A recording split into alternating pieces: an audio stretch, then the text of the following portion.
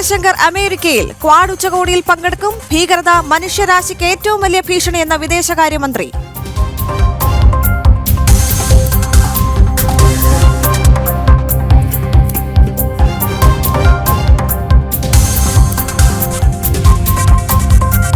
സിറിയക്കെതിരായ ഉപരോധം പിൻവലിച്ച് America. Executive ഓർഡറിൽ ഒപ്പുവെച്ച് Donald Trump. Bashar al Assad. IS ഉപരോധം തുടരും.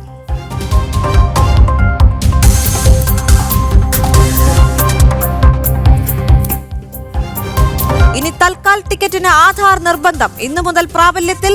ലക്ഷ്യം പദ്ധതി ആനുകൂല്യങ്ങൾ സാധാരണക്കാർക്ക് ഉറപ്പാക്കാൻ. 15 മുതൽ ബുക്കിംഗിന് ആധാർ അനുബന്ധ OTP.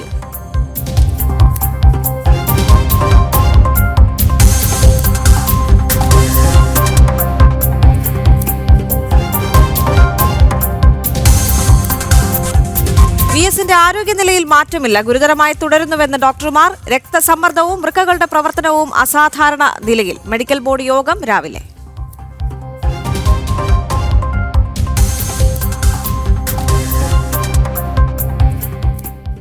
തിരുവനന്തപുരം കല്ലമ്പലത്ത് വാഹനാപകടം. ദമ്പതികൾക്ക് ദാരുണാന്ത്യം. മരിച്ചത് കൊല്ലം പരവൂർ സ്വദേശികൾ. അപകടം ബൈക്കും ബസ്സും കൂട്ടിയിടിച്ചു.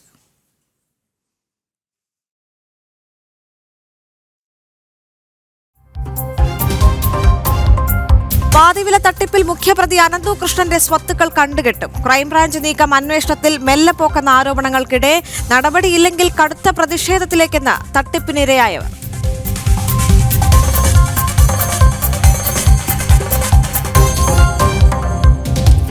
മെസ്സി ഇന്റർ മിയാമി വിടുമോ? ലോകകപ്പിന് മുൻപ് മറ്റൊരു ക്ലബിലേക്കെന്ന സൂചന. ബാഴ്സലോണയിൽ തിരികെ എത്തുമെന്ന് റിപ്പോർട്ട്.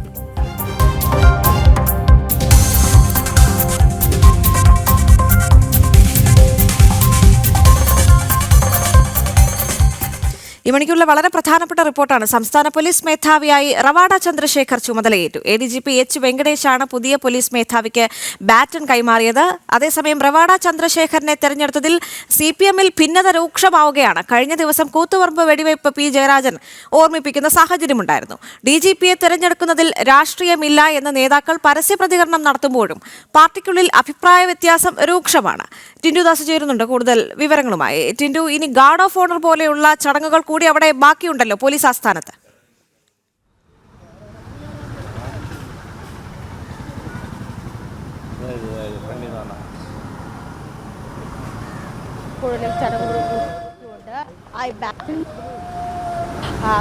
അദ്ദേഹം ഇപ്പോൾ പുറത്തു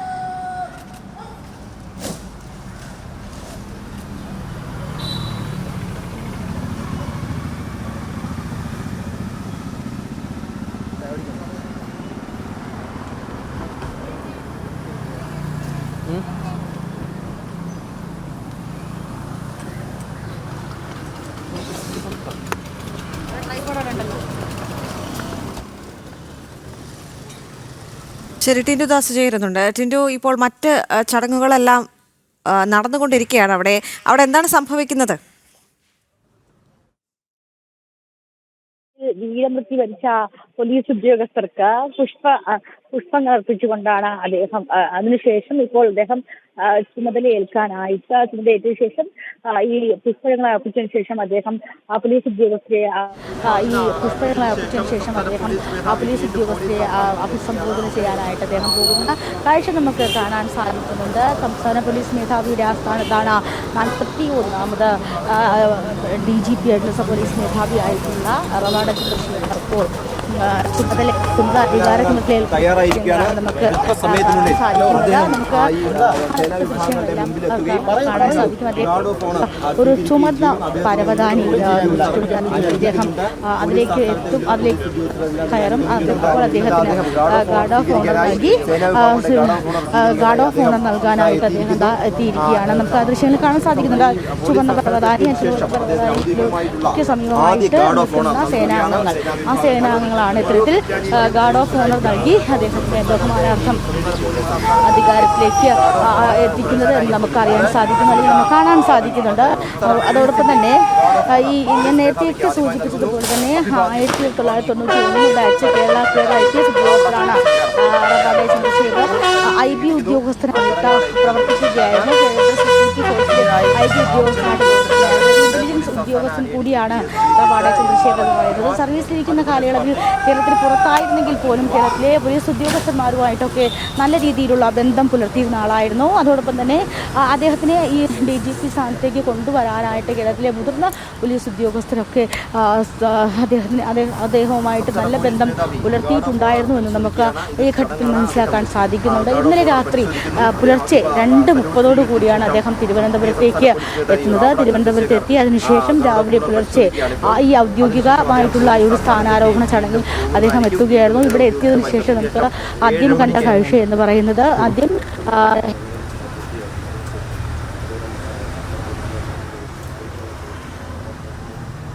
മാറി വീരമൃത്യു വരിച്ച പോലീസ് ഉദ്യോഗസ്ഥർക്ക് സ്മരിച്ചുകൊണ്ട് അവർക്ക് പുഷ്പങ്ങൾ അർപ്പിച്ചു. അതിനുശേഷം അദ്ദേഹം അവിടെ നിന്നും നടന്ന ഈ ആസ്ഥാനത്ത് അദ്ദേഹം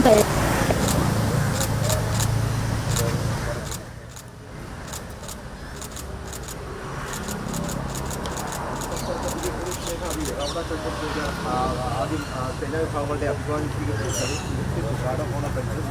അതിനുശേഷം സെക്യൂരിറ്റി സെക്രട്ടറി ചുമതല വഹിച്ച ആളായിരുന്നു റവാഡ ചന്ദ്രശേഖർ എന്ന് പറയുന്നത്. UPSC തയ്യാറാക്കിയ ചുരുക്കപ്പട്ടികയിൽ രണ്ടാമത്തെ ആളാണ് റവാഡ. ആദ്യത്തെ ആൾ നിതിൻ അഗർവാളാണ്. യോഗേഷ് ഗുപ്ത എന്നിവരായിരുന്നു ചുരുക്കപ്പട്ടികയിൽ ഉണ്ടായിരുന്നത്. യോഗേഷ് ഗുപ്തയെ സംബന്ധിച്ചിടത്തോളം സംസ്ഥാന സർക്കാരുമായിട്ട് അത്ര നല്ല രസത്തിലല്ല. നിലവിൽ അദ്ദേഹം വിജിലൻസിൻ്റെ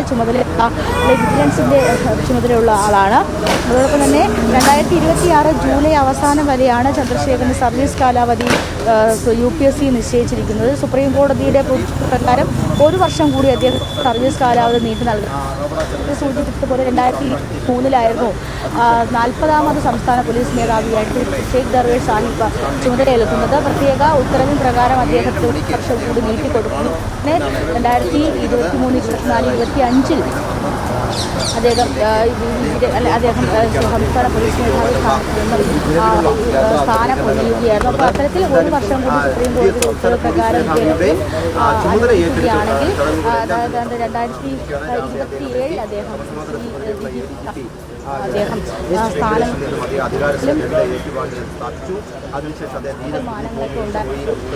പൊളിറ്റിക്കൽ മാനങ്ങളൊക്കെ ഉള്ള ഒരു സ്ഥാനാരോഹണ ചടങ്ങ് കൂടിയാണ്. പക്ഷേ ഇത്തരത്തിൽ റവാഡ ചന്ദ്രശേഖരൻ്റെ നമുക്ക് പറയാൻ സാധിക്കും. 1991 ബാച്ചിലായി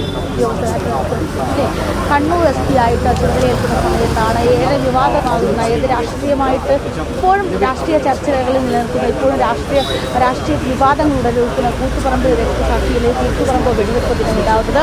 ആ കൂത്തുപറമ്പ് വെടിവെപ്പ് ദിനത്തിലാണ് ഇത്തരത്തിൽ കൂത്തുപറമ്പ് വെടിവെപ്പുമായി ബന്ധപ്പെട്ട് അന്വേഷണം പ്രഖ്യാപിക്കുന്നു. അപ്പോൾ അതിലേക്ക് വന്ന പ്രധാനപ്പെട്ട ഉദ്യോഗസ്ഥനായിരുന്നു റവാഡ ചന്ദ്രശേഖർ എന്ന് പറയുന്നത്. ചെയ്തപ്പോൾ അത്തരത്തിൽ ആ ഒരു വിവാദമൊക്കെ നിലനിൽക്കുന്ന സാഹചര്യത്തിലാണ് CPM ഈ വിഷയവുമായി ബന്ധപ്പെട്ട് എതിർപ്പുള്ള കാര്യങ്ങളിൽ കഴിഞ്ഞ ദിവസമുള്ള വാർത്ത പുറത്തു വന്നത്. ചർച്ച നടക്കുമ്പോൾ തന്നെ ഇത്തരത്തിൽ CPM-ഉമായിട്ട് CPM-ന്റെ സംസ്ഥാന യോഗങ്ങളിലൊക്കെ വിഷയം ചർച്ച ചെയ്തതിനു ശേഷമായിരിക്കും ഒരുപക്ഷെ പുതിയ DGP സ്ഥാനത്തേക്ക് റവേഡ വരുന്നത് എന്നുള്ള കാര്യം കഴിഞ്ഞ നമ്മൾ വളരെ വിശദീകരണമായിട്ട് വാക്ക് നൽകിയതായിരുന്നു. കഴിഞ്ഞ ദിവസം ചേർന്ന ഓൺലൈനായിട്ട് ചേർന്ന മന്ത്രിസഭാ യോഗമായിരുന്നു റവാഡയെ ഇത്തരത്തിൽ ഈ സംസ്ഥാന പോലീസ് മേധാവിയായിട്ട് തിരഞ്ഞെടുത്തത്. ഏറ്റവും പ്രധാനപ്പെട്ട കാര്യം എന്ന് പറയുന്നത് ഈ നമ്മൾ സൂചിപ്പിച്ചതുപോലെ തന്നെ ദിവസങ്ങൾക്ക് മുന്നേ തന്നെ റവാഡെ മുഖ്യമന്ത്രിയെ നേരിട്ട് മനസ്സിലാക്കാൻ സാധിക്കുന്നുണ്ട്. അങ്ങനെയാണെങ്കിൽ ഒരുപക്ഷെ അങ്ങനെ കണ്ടിരിക്കുകയും DGP സ്ഥാനത്തേക്ക് അദ്ദേഹം എത്തുമെന്നുള്ള അറിയിപ്പ് കിട്ടിയത് കൊണ്ടായിരിക്കണം ഇത്തരത്തിൽ അദ്ദേഹം ദിവസങ്ങൾക്ക് മുമ്പ് മുഖ്യമന്ത്രിയെ കാണുന്നതും. അതോടൊപ്പം തന്നെ ഇന്നലെ ഷെയ്ഖ് ദർവേസ് സാഹിബ് ഇത്തരത്തിൽ സ്ഥാനം ഒഴിയുമ്പോൾ തന്നെ പിറ്റേ ദിവസം അദ്ദേഹത്തിന് ഇവിടേക്ക് എത്തി അധികാര ആരോഹണം നടത്താൻ അല്ലെങ്കിൽ അധികാരത്തിലേറാൻ കഴിഞ്ഞത് എന്ന് നമുക്ക് മനസ്സിലാക്കാൻ സാധിക്കുന്നു. കാരണം 2 ദിവസങ്ങൾക്ക് മുമ്പ്, അതായത് ഇവിടെ എത്തുന്നതിന് 2 ദിവസങ്ങൾക്ക് മുമ്പ് ഞാൻ സൂചിപ്പിച്ചതുപോലെ സെൻട്രൽ ഡെപ്യൂട്ടി സ്റ്റേഷനിൽ IB ഉദ്യോഗസ്ഥരായി പ്രവർത്തിക്കുന്ന ഒരാളാണ്. സംസ്ഥാന പോലീസ് മേധാവിയായി റവാഡ ചന്ദ്രശേഖർ ചുമതലയേറ്റു. ADGP H വെങ്കടേഷ് പുതിയ പോലീസ് മേധാവിക്ക് ബാറ്റൺ കൈമാറിക്കൊണ്ടാണ് അദ്ദേഹം ചുമതലയേറ്റിരിക്കുന്നത്. അതേസമയം റവാഡ ചന്ദ്രശേഖരനെ തെരഞ്ഞെടുത്തതിൽ CPM-ൽ ഭിന്നത രൂക്ഷമാകുന്നൊരു സാഹചര്യം കൂടി ഒരു ഘട്ടത്തിലുണ്ട്. കഴിഞ്ഞ ദിവസത്തെ പ്രതികരണങ്ങളെല്ലാം നമുക്കെടുത്ത് നോക്കിയാൽ മനസ്സിലാവുന്നതാണ്. P ജയരാജൻ ഉൾപ്പെടെ കൂത്തുപറമ്പ് വെടിവയ്പ് ഓർമ്മിപ്പിക്കുന്ന ഒരു സാഹചര്യമുണ്ടായിരുന്നു. DGP-യെ തിരഞ്ഞെടുത്തതിൽ രാഷ്ട്രീയമില്ല എന്ന ഇടത് നേതാക്കൾ പരസ്യ പ്രതികരണം പലപ്പോഴായി നടത്തുമ്പോഴും പാർട്ടിക്കുള്ളിൽ അഭിപ്രായ വ്യത്യാസം രൂക്ഷമായി തുടരുന്നൊരു സാഹചര്യം കൂടി നിലവിലുണ്ട്. റവാഡ ചന്ദ്രശേഖർ ഔദ്യോഗികമായി ചുമതലയേറ്റതിന് ശേഷം ആദ്യമായി അദ്ദേഹം ഔദ്യോഗിക പരിപാടിയിൽ പങ്കെടുക്കുന്നത് കണ്ണൂരിലാണ്. ഗാർഡ് ഓഫ് ഓണർ ഉൾപ്പെടെയുള്ള ചടങ്ങുകൾ അവിടെ പുരോഗമിച്ച് വരികയാണ്. അതിനുശേഷം ചുമതലയേറ്റതിന് ശേഷമുള്ള പരിപാടികൾ കഴിഞ്ഞിട്ടായിരിക്കാം അദ്ദേഹം കണ്ണൂരിലേക്ക് പോവുക. അദ്ദേഹം ചുമതലയേറ്റതിന് ശേഷം അദ്ദേഹം കണ്ണൂരിലേക്ക് തിരിക്കുമെന്ന് മനസ്സിലാക്കാൻ സാധിക്കുന്നുണ്ട്. സംസ്ഥാന പോലീസ് മേധാവിയായി റവാഡ ചന്ദ്രശേഖർ ചുമതലയേറ്റിരിക്കുകയാണ്. കൃത്യം 7 മണിയോടുകൂടി തന്നെ അദ്ദേഹം പോലീസ് ആസ്ഥാനത്തെത്തി ചുമതല ഏൽക്കുകയായിരുന്നു. ADGP H വെങ്കടേഷാണ് പുതിയ പോലീസ് മേധാവിക്ക് ബാറ്റൺ കൈമാറിയത്. അദ്ദേഹം ചുമതലയേൽക്കുന്നതുമായി ബന്ധപ്പെട്ട് നിരവധി വിവാദങ്ങളും ഇതുമായി ബന്ധപ്പെട്ട് പുറത്തേക്ക് വരുന്നൊരു സാഹചര്യം കൂടിയുണ്ട്. ടിൻഡു ദാസ് തുടരുന്നുണ്ട്. ടിൻഡു, നിലവിൽ അവിടെ എന്താണ് സംഭവിക്കുന്നത്? ഗാർഡ് ഓഫ് ഓണർ ഉൾപ്പെടെയുള്ള ചടങ്ങുകൾ അവിടെ പുരോഗമിച്ച് വരികയാണ്.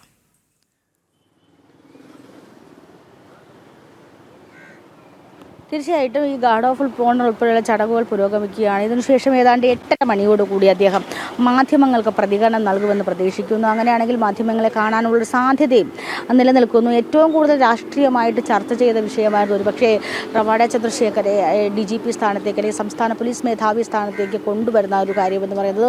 വലിയ രീതിയിലുള്ള ചർച്ചകൾ, വലിയ രീതിയിലുള്ള വിവാദങ്ങൾ, വലിയ രീതിയിലുള്ള പ്രതികരണങ്ങളൊക്കെ ഈ സംഭവവുമായി ബന്ധപ്പെട്ടുണ്ടായിരുന്നു. മന്ത്രിസഭാ യോഗത്തിൽ ഉൾപ്പെടെ ഈ വിഷയം ചർച്ച ചെയ്ത് തീരുമാനത്തിലേക്ക് എത്താനായിട്ട് അല്ലെങ്കിൽ ഇത്തരത്തിൽ തീരുമാനത്തിലേക്ക് എത്താനായിട്ട് പല ഘട്ടങ്ങളിൽ പാർട്ടിയിലും ഈ വിഷയം ചർച്ചയായിട്ടുണ്ടോ എന്ന് മനസ്സിലാക്കാൻ സാധിക്കുന്നത്. അത് തന്നെയാണ് ഇന്നലെ P ജയരാജൻ്റെ പ്രതികരണത്തിൽ നിന്ന് നമുക്ക് മനസ്സിലാക്കാൻ സാധിക്കുന്നത്.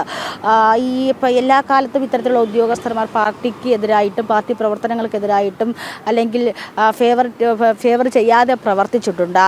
അങ്ങനെയൊക്കെ പ്രവർത്തിക്കുന്ന ഒരു ഉദ്യോഗസ്ഥൻ കുറേ നാളായി സംസ്ഥാനത്ത് നിന്ന് മാറി നിന്നതിന് ശേഷം തിരികെ വരുമ്പോൾ അദ്ദേഹത്തെ പ്രധാനപ്പെട്ട ചുമതലയിലേക്ക് കൊണ്ടുവരുന്ന രീതി ആ രീതി എങ്ങനെയാണെന്ന് പരിശോധിക്കണം തരത്തിലുള്ള പ്രതികരണങ്ങളൊക്കെ വന്നിരുന്നാലും ഒരു പ്രധാനപ്പെട്ട അധികാര സ്ഥാനത്തേക്ക് ഒരു ഉദ്യോഗസ്ഥൻ വരുമ്പോൾ അത് പ്രത്യേകിച്ചിട്ട് നിയമം അനുശാസിക്കുന്ന രീതിയിൽ നിയമം പ്രവർത്തിക്കുന്ന രീതിയിലൊക്കെ ആയിരിക്കും കൊണ്ടുവരുന്നതെന്ന് പരസ്യ പ്രതികരണങ്ങൾ നടത്തുമ്പോഴും എല്ലാ കാലത്തും ഇത്തരത്തിലെ എതിർപ്പുകൾ CPM-ന്റെ ഉള്ളിൽ ഇതുമായി ബന്ധപ്പെട്ടുണ്ട്. കാരണം നമുക്കറിയാം, കണ്ണൂരിലെ ഒരു പ്രധാനപ്പെട്ട നേതാവാണ് P ജയരാജനെ പോലുള്ള പ്രധാനപ്പെട്ട നേതാവ്. MV ഗോവിന്ദനെതിരെ ഉൾപ്പെടെ വിമർശനങ്ങൾ ഉന്നയിക്കുന്ന ഒരു നേതാവാണ് ഇത്തരത്തിൽ ഈ വിഷയമായിട്ട് ഇടഞ്ഞു നിൽക്കുന്നതെന്ന് നമുക്ക് മനസ്സിലാക്കാൻ സാധിക്കുന്നു. 1994 കൂത്തുപറമ്പ്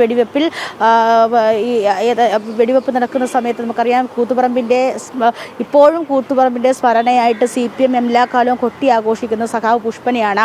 സഖാവ് പുഷ്പൻ്റെ ആ നട്ടലിനെ വെടികൊണ്ട് ഇപ്പോഴും തളർന്നു കിടക്കുന്നുണ്ട്. ആ ഒരു ആയുധം വെച്ചുകൊണ്ട് CPM എല്ലാ കാലത്തും വോട്ട് പിടിക്കുകയും CPM-ന്റെ വോട്ട് ബാങ്കുകൾ നിറയ്ക്കുകയും അതോടൊപ്പം തന്നെ CPM-ന്റെ ഒരു പ്രധാനപ്പെട്ട മുഖമായിട്ട് പുഷ്പനെ എടുത്തു കാട്ടുകയൊക്കെ ചെയ്യുന്നത്. പക്ഷേ കൂത്തുപറമ്പ് വെടിവെപ്പുമായി ബന്ധപ്പെട്ട സംഭവങ്ങൾ സംഭവങ്ങളൊക്കെയാണ്. ആ സമയത്താണ് റവാഡ ചന്ദ്രശേഖർ അവിടെ ഈ കണ്ണൂർ SP ആയിട്ട് അല്ലെങ്കിൽ കണ്ണൂർ ചുമതലയേൽക്കുന്നത്, കമ്മീഷണറായിട്ട് ചുമതലയേൽക്കുന്നത്. അപ്പോൾ അദ്ദേഹം അതുമായി ബന്ധപ്പെട്ട് വെടിവെപ്പുമായിട്ട് ബന്ധപ്പെട്ട് നമ്മൾ അന്വേഷണം പ്രഖ്യാപിക്കുകയും ആ അന്വേഷണങ്ങളൊക്കെ വലിയ രീതിയിൽ വിവാദമാവുകയും പിന്നീട് സ്ഥലമാറ്റം വരികയും പിന്നീടാണ് അദ്ദേഹം IB ഉദ്യോഗസ്ഥനായിട്ട് കേരളത്തിൽ നിന്നും ഡൽഹിയിലേക്ക് പോകുന്നത്. അവിടെ പ്രധാനപ്പെട്ട ചുമതലകൾ തന്നെയാണെന്ന് വെച്ചാൽ കേന്ദ്ര സെക്യൂരിറ്റി ഫോഴ്സിൽ പ്രവർത്തിക്കുമ്പോൾ IB ഉദ്യോഗസ്ഥനായിട്ട് പ്രവർത്തിക്കുമ്പോഴും സംസ്ഥാനത്തെ പ്രധാനപ്പെട്ട പോലീസ് ഉദ്യോഗസ്ഥന്മാരുമായിട്ട് നല്ല രീതിയിലുള്ള ബന്ധം റവാഡ ചന്ദ്രശേഖർ പുലർത്തിയിരുന്നു. ആ ബന്ധത്തിൻ്റെ അടിസ്ഥാനം തന്നെയാണ് ഒരുപക്ഷെ, ആ ബന്ധത്തിൻ്റെ അടിത്തറ തന്നെയാണ് ഒരുപക്ഷെ അദ്ദേഹത്തിന് ഇത്തരത്തിലുള്ളൊരു സ്ഥാനമാനങ്ങളിലേക്ക് കയറാൻ അല്ലെങ്കിൽ DGP സ്ഥാനത്തേക്കൊക്കെ എത്താൻ സാധിച്ചതെന്ന് നമുക്ക് മനസ്സിലാക്കാൻ സാധിക്കുന്നു. UPSC തയ്യാറാക്കിയ പട്ടികയിൽ പ്രഥമ പട്ടിക നിതിൻ അഗർവാളിന്, രണ്ടാമത് റവാഡ ചന്ദ്രശേഖരൻ, മൂന്നാമത് യോഗേഷ് ഗുപ്തയുമായിരുന്നു. ഇത്തരത്തിൽ നിതിൻ അഗർവാളിനെ പിന്തള്ളിക്കൊണ്ട് റവാഡ ചന്ദ്രശേഖരെ പ്രഥമ ലിസ്റ്റിലേക്ക് അല്ലെങ്കിൽ ഒന്നാമനായിട്ട് വരാനും അല്ലെങ്കിൽ അധികാര സ്ഥാനത്തേക്ക് വരാനും കാരണം ഇവിടുത്തെ മുതിർന്ന പോലീസ് ഉദ്യോഗസ്ഥർ ഷെയ്ഖ് ദർവേഷ് സാഹിബ് ഉൾപ്പെടെയുള്ള ഉദ്യോഗസ്ഥർക്ക് താല്പര്യമുള്ള ഉദ്യോഗസ്ഥൻ റവാഡ ചന്ദ്രശേഖർ തന്നെയായിരുന്നു. അതുതന്നെയാണ് അത്തരത്തിൽ അദ്ദേഹത്തെ തന്നെ പ്രഥമ പരിഗണനയിൽ അല്ലെങ്കിൽ പ്രഥമ പട്ടികയിലേക്ക് കൊണ്ടുവരാൻ സാധിച്ചത്. കഴിഞ്ഞ ദിവസങ്ങളിലൊക്കെ ചേർന്ന മന്ത്രിസഭാ യോഗങ്ങളും മീറ്റിങ്ങുകളിലൊക്കെ ഇത്തരത്തിൽ റവാഡ ചന്ദ്രശേഖരൻ അനുകൂലമായിട്ടുള്ള തീരുമാനങ്ങൾ എടുക്കുകയായിരുന്നു എന്ന് നമുക്ക് മനസ്സിലാക്കാൻ സാധിക്കുന്നുണ്ട്. അല്പസമയത്തിനകം അദ്ദേഹം മാധ്യമങ്ങളെ കാണുമെന്ന് നമുക്ക് പ്രതീക്ഷിക്കാം. അപ്പോൾ നമ്മൾ പോലീസ് ആസ്ഥാനത്തിനകത്തേക്ക് പോവുകയാണ്. അപ്പോൾ അല്പസമയത്തിനകം അദ്ദേഹം മാധ്യമങ്ങളെ കാണുമെന്നും പ്രതീക്ഷിക്കുന്നുണ്ട്. അപ്പോൾ ഞാൻ നേരത്തെ സൂചിപ്പിച്ചതുപോലെ തന്നെ ഇത്തരത്തിൽ വലിയ രീതിയിലുള്ള ചർച്ചകളും രാഷ്ട്രീയ ചർച്ചകളും പ്രതികരണങ്ങളൊക്കെ നടക്കുന്ന ഒരു അവസരത്തിൽ കൂടിയാണ് അദ്ദേഹം സംസ്ഥാന പോലീസ് മേധാവിയായിട്ട് ചുമതലയേൽക്കുന്നത്. ദേവിക, ശരി, എന്തായാലും ഇതിലേക്ക് തന്നെ വളരെ വേഗം മടങ്ങിയെത്താം ടിൻറ്റു.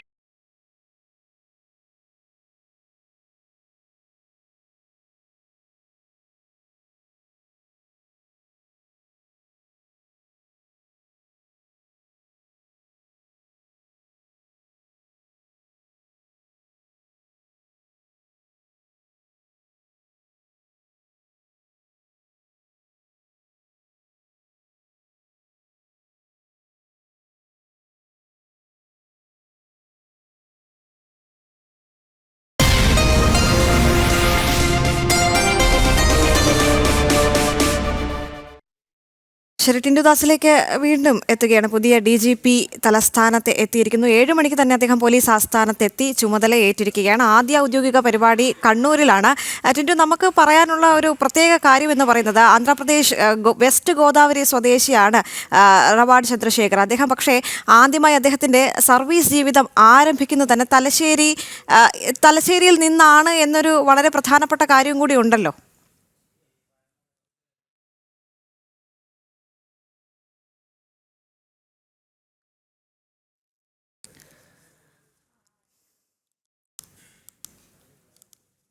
സംസ്ഥാന പോലീസ് മേധാവിയായി റവാഡ ചന്ദ്രശേഖർ ചുമതലയേറ്റു കഴിഞ്ഞു. ADGP H വെങ്കടേഷാണ് പുതിയ പോലീസ് മേധാവിക്ക് ബാറ്റൺ കൈമാറിയത്. അതേസമയം റവാഡ ചന്ദ്രശേഖരനെ തിരഞ്ഞെടുത്തതിൽ CPM-ൽ ഭിന്നത രൂക്ഷമാകുന്നൊരു സാഹചര്യം കൂടിയുണ്ട്.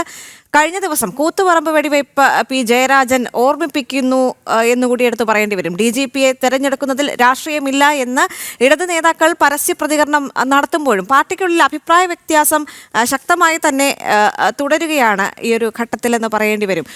കൂത്തുപറമ്പ് വെടിവയ്പ്പിന് ഉത്തരവ് നൽകുന്ന ഉദ്യോഗസ്ഥനെ തന്നെ സംസ്ഥാന പോലീസ് മേധാവിയായി, അതും ഇടത് സർക്കാർ അധികാരത്തിലിരിക്കുന്ന സമയത്ത് തന്നെ കൊണ്ടുവരുമ്പോൾ അത് പാർട്ടിക്കുള്ളിൽ വലിയ പൊട്ടിത്തെറികൾ ഉണ്ടാക്കുന്നു എന്നുകൂടി ഈ ഒരു ഘട്ടത്തിൽ പറയേണ്ടി വരും. 1991 IPS ബാച്ച് കേരള കേഡർ ഉദ്യോഗസ്ഥനാണ് റവാഡ ചന്ദ്രശേഖർ.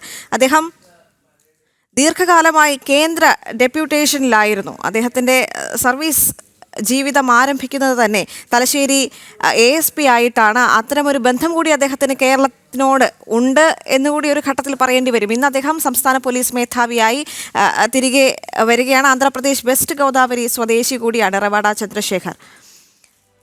ടിൻഡുദാസ് ചേരുന്നുണ്ട് അവിടെ നിന്ന്. ടിൻഡു, എപ്പോഴായിരിക്കും അദ്ദേഹം കണ്ണൂരിലേക്ക് തിരിക്കുക?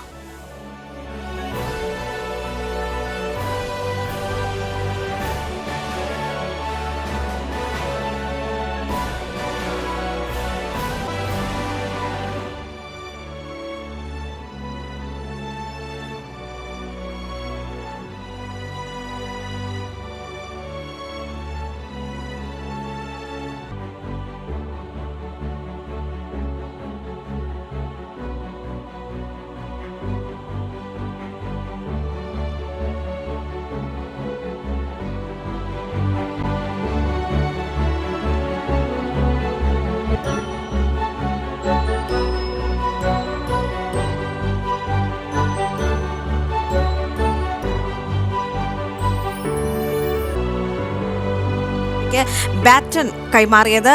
റവാഡ ചന്ദ്രശേഖരനെ തെരഞ്ഞെടുത്തതിൽ CPM-ൽ ഭിന്നത രൂക്ഷമാകുന്ന ഒരു സാഹചര്യം കൂടി ഒരു ഘട്ടത്തിലുണ്ട്. അദ്ദേഹം ചുമതല ഏറ്റുകഴിഞ്ഞതിന് ശേഷവും ഭിന്നത രൂക്ഷമായി തന്നെ തുടരുന്നു. കഴിഞ്ഞ ദിവസം കൂത്തുപറമ്പ് വെടിവയ്പ് P. ജയരാജൻ ഓർമ്മിപ്പിച്ചതിലൂടെ കൂടുതൽ നേതാക്കൾ ഇത്തരത്തിൽ പരസ്യ പ്രതികരണത്തിൽ കൂത്തുപറമ്പ് വെടിവെപ്പിനെ കുറിച്ച് പറയുന്ന സാഹചര്യം കൂടി ഉണ്ടായിരുന്നു. കൂത്തുപറമ്പ് വെടിവെപ്പിന് ഉത്തരവ് നൽകുന്ന ഉദ്യോഗസ്ഥനാണ് റവാഡ ചന്ദ്രശേഖർ. സംസ്ഥാന പോലീസ് മേധാവിയായി വരുന്നതിൽ അതൃപ്തി പാർട്ടിക്കുള്ളിൽ തന്നെ ഉണ്ടായിരുന്നു. പക്ഷേ DGP-യെ തിരഞ്ഞെടുക്കുന്ന സർക്കാരാണ്, പാർട്ടിക്ക് യാതൊരു പങ്കുമില്ല, ഇതിൽ രാഷ്ട്രീയമില്ല എന്ന് ഇടത് നേതാക്കൾ പറയുന്ന സാഹചര്യത്തിൽ പോലും ചില പരസ്യ പ്രതികരണങ്ങളിലൂടെ അവർ അവരുടെ അതൃപ്തി അറിയിക്കുന്നൊരു സാഹചര്യം കൂടി കഴിഞ്ഞ ദിവസങ്ങളിലെല്ലാം ഉണ്ടായിരുന്നു. ഇനി വരുന്ന മണിക്കൂറുകളിലും അത്തരം പ്രതികരണങ്ങൾ പ്രതീക്ഷിക്കാവുന്നതുമാണ്. അല്പസമയത്തിനുള്ളിൽ തന്നെ റവാഡ ചന്ദ്രശേഖർ മാധ്യമങ്ങളെ കാണുമെന്ന് വിചാരിക്കുകയാണ്. ഗാർഡ് ഓഫ് ഓണർ ഉൾപ്പെടെയുള്ള ചടങ്ങുകൾ അവിടെ നടന്നു. ഇന്ന് അദ്ദേഹത്തിൻ്റെ ആദ്യ ഔദ്യോഗിക പരിപാടി കണ്ണൂരിൽ നടക്കുകയാണ്. ഈ ചടങ്ങുകളെല്ലാം പൂർത്തിയാക്കിയതിന് ശേഷം അദ്ദേഹം കണ്ണൂരിലേക്ക് തിരിക്കും.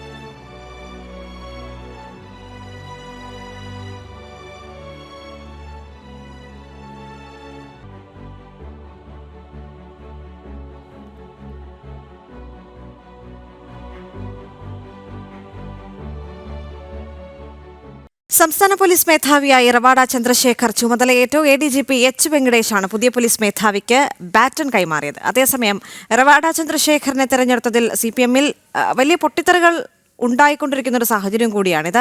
അദ്ദേഹം ആന്ധ്രാപ്രദേശ് വെസ്റ്റ് ഗോദാവരി സ്വദേശി കൂടിയാണ്. അദ്ദേഹത്തിന് കേരളവുമായി വളരെ മുൻപ് തന്നെ ബന്ധമുണ്ട്. കാരണം അദ്ദേഹത്തിൻ്റെ സർവീസ് ജീവിതം ആരംഭിക്കുന്നത് കേരളത്തിൽ നിന്നാണ്. തലശ്ശേരി ASP ആയി അദ്ദേഹത്തിൻ്റെ സർവീസ് ജീവിതം ആരംഭിച്ചു. അതോടൊപ്പം തന്നെ വളരെ വിവാദമായ കൂത്തുപറമ്പ് വെടിവയ്പ് കേസിൽ ഉത്തരവിട്ട ഉദ്യോഗസ്ഥനാണ് റവാഡ ചന്ദ്രശേഖർ. അതുകൊണ്ട് തന്നെ റവാഡ ചന്ദ്രശേഖർ സംസ്ഥാന പോലീസ് മേധാവിയായി ഇടത് സർക്കാർ അധികാരത്തിലിരിക്കുമ്പോൾ തന്നെ വരുന്നത് CPM-ൽ വലിയ രീതിയിലുള്ള പൊട്ടിത്തെറികൾക്ക് വഴിയൊരുക്കുന്നൊരു സാഹചര്യം ഉണ്ടായിരുന്നു. കഴിഞ്ഞ ദിവസങ്ങളിൽ ഇടത് നേതാക്കളുടെ ഭാഗത്ത് നിന്നുണ്ടായ പ്രതികരണങ്ങൾ പരസ്യമായി അതവർ പറഞ്ഞില്ല എങ്കിൽ പോലും പരോക്ഷമായി അതവർ ഓർമ്മിപ്പിക്കുന്ന ഒരു സാഹചര്യം ഉണ്ടായിരുന്നു. കഴിഞ്ഞ ദിവസം P. ജയരാജൻ ഉൾപ്പെടെ കൂത്തുപറമ്പ് വെടിവെപ്പിനെ ഓർമ്മിപ്പിക്കുന്ന ഒരു സാഹചര്യം ഉണ്ടായി. കാരണം പുതിയ DGP ചുമതല ഏൽക്കുന്നതുമായി ബന്ധപ്പെട്ട് മാധ്യമങ്ങളുടെ ചോദ്യങ്ങൾക്കാണ് കൂത്തുപറമ്പ് വെടിവെപ്പ് P. ജയരാജൻ ഓർത്തെടുത്തത്. അതുപോലെ തന്നെ ഇടത് നേതാക്കളുടെ ഭാഗത്ത് നിന്ന് അത്തരത്തിലുള്ള പ്രതികരണങ്ങൾ ഈ ഒരു ഘട്ടത്തിൽ വരുന്ന ഒരു സാഹചര്യം കൂടിയുണ്ട്. സർക്കാരിനെതിരെ ഒരു അതൃപ്തി പ്രകടമാക്കുന്ന ഒരു സാഹചര്യമുണ്ട്. ഇതിൽ രാഷ്ട്രീയമില്ല, സർക്കാരാണ് DGP-യെ തിരഞ്ഞെടുക്കുന്നത് എന്ന് പറയുമ്പോഴും വലിയ ഒരു ഭിന്നത CPM-നുള്ളിൽ രൂപപ്പെട്ട് കഴിഞ്ഞു എന്നുള്ള കാര്യത്തിൽ സംശയമില്ല. എന്നാലും സംസ്ഥാന പോലീസ് മേധാവിയായി റവാഡ ചന്ദ്രശേഖർ ചുമതലയേറ്റു കഴിഞ്ഞിരിക്കുകയാണ്. ഗാർഡ് ഓഫ് ഓണർ അടക്കമുള്ള ചടങ്ങുകൾ അവിടെ കഴിഞ്ഞു. അദ്ദേഹം അല്പസമയത്തിനുള്ളിൽ തന്നെ മാധ്യമങ്ങളോട് സംസാരിക്കുമെന്നാണ് പ്രതീക്ഷിക്കുന്നത്. ഇന്ന് അദ്ദേഹത്തിൻ്റെ ഔദ്യോഗിക പരിപാടി, അദ്ദേഹം ചുമതലയേറ്റതിന് ശേഷമുള്ള ആദ്യത്തെ ഔദ്യോഗിക പരിപാടി നടക്കുന്നത് കണ്ണൂരിലാണ്. കണ്ണൂരിലേക്ക് അദ്ദേഹം തിരിക്കുമെന്നും മനസ്സിലാക്കാൻ സാധിക്കുന്നു ഉടൻ തന്നെ. അതിനു മുന്നോടിയായി അദ്ദേഹം മാധ്യമങ്ങളെ കാണാനുള്ള സാധ്യതയുണ്ട്. മാധ്യമങ്ങളോട് അദ്ദേഹം പ്രതികരിക്കും. സംസ്ഥാന പോലീസ് മേധാവിയായി റവാഡ ചന്ദ്രശേഖർ ചുമതലയേറ്റു.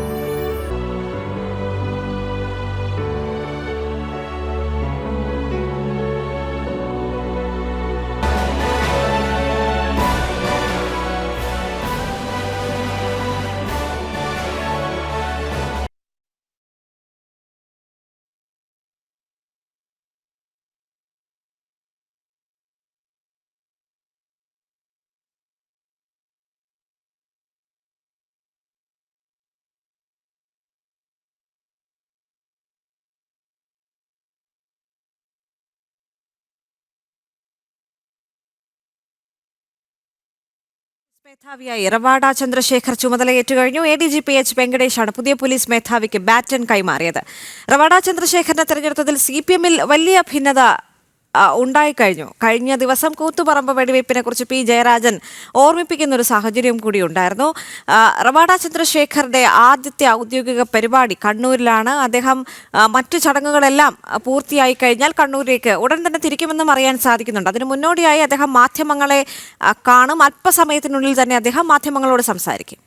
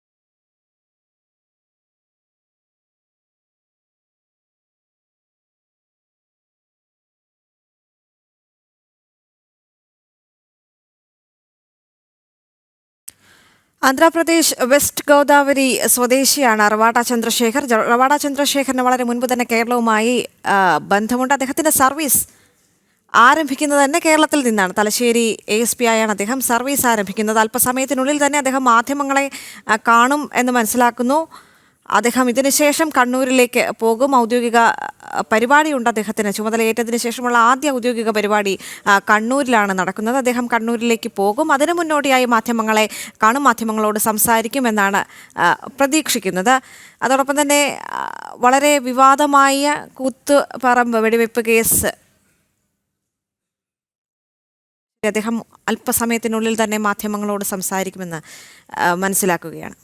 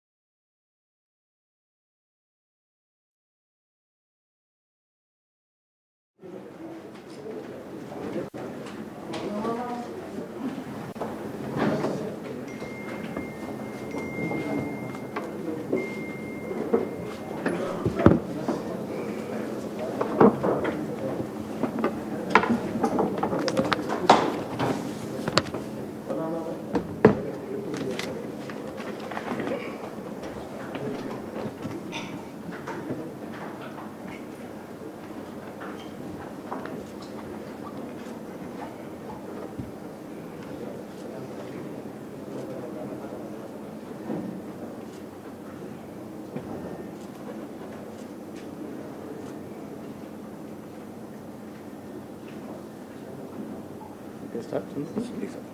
Okay. Good morning, everyone. Thanks for making it here. I have taken charge at the General Police of Kerala. I am thankful to the Honorable Chief Minister and Government of Kerala for having given me this opportunity to serve the people of Kerala. As you all know, Kerala Police is a very professional police force which has been doing a wonderful job. And my predecessors and my colleagues have been doing a great job here. We would like to continue the same trend. Kerala Police per se has been concentrating on the main key areas of focus will be definitely the anti-drug drive. നമ്മുടെ നാട്ടിലെ ഏറ്റവും ഇപ്പോൾ ഉപദ്രവമായിട്ട് മാറുന്നത് ഈ ഡ്രഗ്സിൻ്റെ പ്രഭാവമാണ്. അതിനെ നേരിടാനുള്ള ഒരു നയം പ്രത്യേകമായിട്ട് നമ്മൾ എടുക്കും, അത് നടക്കുന്നുണ്ടും അതിന് കുറച്ചുകൂടി ശക്തമായിട്ട് നമ്മൾ മുന്നോട്ട് കൊണ്ടുപോകുന്നതാണ്. അതുപോലെ തന്നെ ക്രമസമാധാന പാലനത്തിൽ കൂടെ കേരള പോലീസ് വളരെ മുന്നോട്ടുണ്ട്. നമ്മുടെ ഈ ആൻറ്റി ഗുണ്ട സ്ക്വാഡ്സും പിന്നെ അവരുടെ പ്രവർത്തനം മെച്ചമാക്കിയിട്ട് നമ്മൾ ക്രമസമാധാനത്തിനെ ശക്തിയായിട്ട് കൊണ്ടുപോകാൻ സാധിക്കുന്നു. And we also would like to maintain the communal harmony by being a very proactive police force and by liaising with the community, by involving the community. We will have to do the maintain the communal harmony in the society. Yeah. Secondly, the cyber crimes is one area where which is being impacting almost all the sections of society. അതിനെ കൂടെ നേരിടാൻ വേണ്ടിയുള്ള ഒരു ശക്തമായിട്ടുള്ളൊരു നടപടി എടുക്കും. അതിൽ all സ്റ്റേക്ക് ഹോൾഡേഴ്സിനെ നമ്മൾ involve ചെയ്തിട്ട് പ്രോപ്പറായിട്ടുള്ള നടപടി എടുത്തിരുന്നു. സൈബർ ക്രൈമിൽ ഉള്ള അവരുടെ ആളുകളിനെ ശക്തിയായിട്ട് നേരിടണം. അറ്റ് ദ സെയിം ടൈം ജനങ്ങൾക്ക് ഒരു സുരക്ഷ സൈബർ അപരാധികളിൽ നിന്ന് ഉണ്ടാക്കാൻ വേണ്ടിയുള്ള ശ്രമം ഞങ്ങൾ ഭാഗത്തുനിന്നുണ്ടാവും. Finally, the behavioral toward the public, as you are all aware, Kerala Police is generally known to be a very cordial and well-mannered police force. We will try and improve further our soft skills and see that we do the best service to the public, mainly the common man. പൊതുജനങ്ങൾക്ക് വേണ്ടിയുള്ള ഏറ്റവും താഴെക്കെട്ടുള്ള ആളുകൾക്ക് സ്റ്റേഷനിൽ ചെല്ലാൻ വേണ്ടിയും അവർക്ക് നീതി കിട്ടാനുള്ള ഒരു ഭാഗം ഞങ്ങളുടെ ഭാഗത്തു വേണ്ടി ശ്രമം ഉണ്ടാവും. There are a few things which I would like to add from at the outset.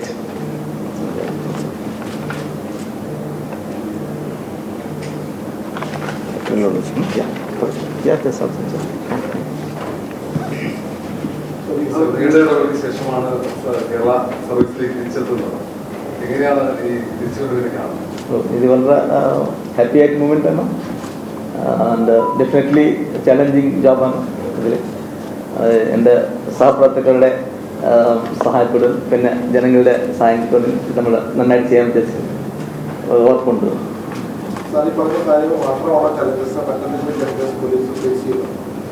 As on today, these are the main challenges, definitely. ബാക്കിയുള്ളതെല്ലാം policing is a very dynamic ജോബാണ്. അതോടൊപ്പം ഒരു പ്രകാരം നമ്മൾ മുന്നോട്ട് കൊണ്ടുപോകുന്നതല്ലേ. ഏറ്റവും പ്രധാനപ്പെട്ട വെല്ലുവിളിയായി മാറുന്നത് മയക്കുമരുന്ന് തന്നെയാണ്. ഇപ്പോൾ നടക്കുന്ന ഓപ്പറേഷൻ ചെയ്യുന്നത് ശക്തമായി മുന്നോട്ട് പറയാം. അതിൽ നമ്മൾ ഒരെണ്ണം ഇപ്പോൾ നടക്കുന്ന കാര്യങ്ങളിൽ റിവ്യൂ ചെയ്തിട്ട് ശക്തമായിട്ട് മുന്നിൽ കൊണ്ടുപോകണം. അവയർനെസ് കൂട്ടാൻ വേണ്ടിയിട്ട് നമ്മുടെ ഭാഗത്തു നിന്ന് ഒരു പ്രത്യേക ശ്രമം ഉണ്ടാവും. പിന്നെ കമ്മ്യൂണിറ്റി പാർട്ടിസിപ്പേഷനും ഫാമിലി പാർട്ടിസിപ്പേഷനും ഉൾപ്പെട്ടിട്ട് എങ്ങനെ നമ്മൾ അവയർനെസ് കൂട്ടുക, ഈ മയക്കുമരുന്നിനെ ഉപയോഗത്തിന് കുറയ്ക്കാനുള്ള പ്രിവെൻറ്റ് ചെയ്യാനുള്ളത് ചെയ്യുക. Then along with that, very strong action against those who are indulging in the perpetrators, basically any peddlers and others will be definitely handled.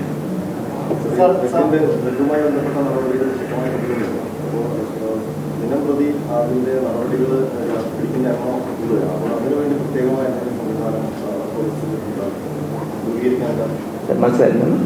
ഡ്രഗുമായി ബന്ധപ്പെട്ട് ഡ്രഗ് ഓപ്പറേഷൻസിന് വേണ്ടി പ്രത്യേക ടീം ഉണ്ടാക്കുന്ന സ്റ്റേഷൻ, ആന്റി നാർക്കോട്ടിക് സ്റ്റേഷൻ, അങ്ങനെ ideas ആണ്. അല്ല, അത് നമ്മൾ actually undoubtedly drugs എതിരായിട്ടുള്ള ഒരു ശക്തമായ നടപടിയുണ്ടോ. അത് നമ്മൾ നോക്കിയിട്ട് will go head just charge അതിനെ മുന്നോട്ട് പോകുന്നത്. സാറിനോട് പോകുമ്പോഴുള്ള അവസ്ഥയിൽ കേരളത്തിൽ പ്രത്യേകിച്ച് ഈ ടെററിസവുമായി ബന്ധപ്പെട്ട ആക്ടിവിറ്റീസ് റിപ്പോർട്ട് ചെയ്തിട്ട് ഇപ്പോൾ ഇടയ്ക്ക് MIA കോടതിയിൽ കൊടുത്തതിനൊക്കെ ചില പ്രശ്നങ്ങൾ പറയുന്നുണ്ട്. IBയിൽ ഇന്ന ആളാണ് കേരളത്തിൽ അത്തരം കാര്യങ്ങളെ കുറിച്ച് എങ്ങനെയാണ് കാണുന്നത്? അല്ല, ഈ പൊതുവെ ഇന്ന് ഈ കേരളത്തിലല്ല, പൊതുവെ ഡ്രഗ്സിൻ്റെ പ്രഭാവം നമുക്ക് ദേശം മൊത്തം കാണുന്നതാണ്. പല സംസ്ഥാനങ്ങളിലും കുറച്ച് വ്യത്യാസങ്ങളുണ്ടാവും. പക്ഷേ ഇതിൻ്റെ effect we could see in most of the sections have been affected. Schools, colleges, യുവാക്കളും പിന്നെ മറ്റേ അന്യ different sections of society being affected. തീർച്ചയായിട്ടും നമ്മൾ എടുക്കേണ്ട ആവശ്യമുണ്ട് ഇതിലേക്ക്. സർ, ഈ പോലീസ് ഭയങ്കര സൗഹാർദ്ദപരമായി പെരുമാറുന്നു എന്ന് പറയുമ്പോഴും ചില മേഖലകളിൽ നിന്ന് പോലീസ് സ്റ്റേഷനിൽ ആളുകൾക്ക് ദുരനുഭവങ്ങൾ ഇങ്ങനെ ഉണ്ടാകുമ്പോൾ കൂടുതൽ വാർത്തയായി ഇങ്ങനെ വരികയും ചെയ്ത സാഹചര്യം, അത് ഒഴിവാക്കാൻ ഏത് തരത്തിലുള്ള ഇടപെടലായിരിക്കും ഉണ്ടാകുന്നത്? രണ്ട് കാര്യങ്ങൾ ചെയ്യാറില്ലേ. ഒരെണ്ണം നമ്മൾ പരിശീലനം, ശിക്ഷണം കൂട്ടുക, പിന്നെ ഏതെങ്കിലും അങ്ങനെ മോശമായിട്ട് പെരുമാറ്റമുണ്ടെങ്കിൽ അതിനെ തക്ക നടപടിയെടുക്കുക, രണ്ടും ചെയ്യണമെന്ന്. സെൻസിറ്റൈസേഷൻ പ്രോഗ്രാം നമ്മൾ ഒരു സ്ട്രോങ്ങായി കൊണ്ടുപോകുന്നതാണ്. സ്ത്രീകൾക്കെതിരായ അക്രമങ്ങൾ വർദ്ധിച്ചു വരുന്നത് പ്രശ്നമുണ്ട്. അതിനെ ഏത് രീതിയിൽ നന്നായി any crime against women is a very serious matter. അതിന് നമ്മൾ ശക്തമായിട്ട് ആക്ഷൻ എടുക്കുന്നതാണ്. അത് വളരെ ദ്രുതമായി ഫാസ്റ്റായിട്ട് സ്ട്രോങ് ആയിട്ട് ആക്ഷൻ അത് എടുക്കുന്നതിലേക്ക് നമ്മൾ സ്പെഷ്യലായിട്ട് നമ്മൾ നോക്കുന്ന അതിലേക്ക് ഒരു റിവ്യൂ ചെയ്തിട്ട് ആക്ഷൻ എടുക്കും. സർവീസ് കാലങ്ങൾക്ക് ഉള്ള സംഭവം പോലീസിന്റെ കാക്കി യൂണിഫോം ഉള്ളത് ഇപ്പൊ സിനിമക്കാർക്ക് വിട്ടിട്ട് ഒരുപാട് നേട്ടങ്ങൾ പലരും ചെയ്യുന്നുണ്ട്. അതിൽ അനുഭവിച്ച ഒരു ഇരയാണ് ഞാൻ. സാറേ, അന്ന് 2008-10-2021 ഞാൻ മുഖ്യമന്ത്രി കൊടുത്ത പരാതി ഞാൻ ഒരു ഫോട്ടോ കൂടി കാണിച്ചു. 30 വർഷം താക്കിയിട്ട് അനുഭവിച്ച ഒരുപാട് വേദനയോട് പറയാം. നോക്കാം, തീർച്ചയായിട്ടും നോക്കാം. അന്വേഷിക്കുക, അങ്ങോട്ട് വരും. അവിടെ 3 വർഷം ഇത്ര കാലം 30 കൊല്ലം ഞാൻ അനുഭവിച്ച വേദന സാർ. അങ്ങോട്ട് വരും. ഞാൻ മീഡിയന്റെ വക്തവാ. തീർച്ചയായിട്ടും മറുപടി വാ. തീർച്ചയായിട്ടും came in after this. പോലീസുകാർക്ക് സൂയിസൈഡ്സ് ധാരാളം റിപ്പോർട്ട് ചെയ്യുന്ന സാഹചര്യമാണ്. എന്തെങ്കിലും അതിനെ പറ്റുന്ന ആക്ഷൻസ് അത് ഞാൻ പരിശീലിക്കാം. അതിന് കാരണം അതിൻ്റെ സ്ട്രെസ്സും അങ്ങനെ കാര്യങ്ങളാണെങ്കിലും ഔദ്യോഗികപരമായിട്ട് ഇതിന് ജോബ് പരമായ സ്ട്രെസ് ആണെങ്കിലും അതിന് how do we handle it നമ്മൾ ടേക്കപ്പ് ചെയ്യാം. നമുക്ക് കൗൺസിലിംഗ് സെന്റേഴ്സ് ഉണ്ട് സാർ. അത് ഓൾറെഡി കൗൺസിലിംഗ് സെഷൻസ് ഉണ്ട്. അത് നമ്മൾ കുറച്ചുകൂടെ ഉപയോഗിച്ചിട്ട് നന്നാക്കി പറ്റുന്നത്.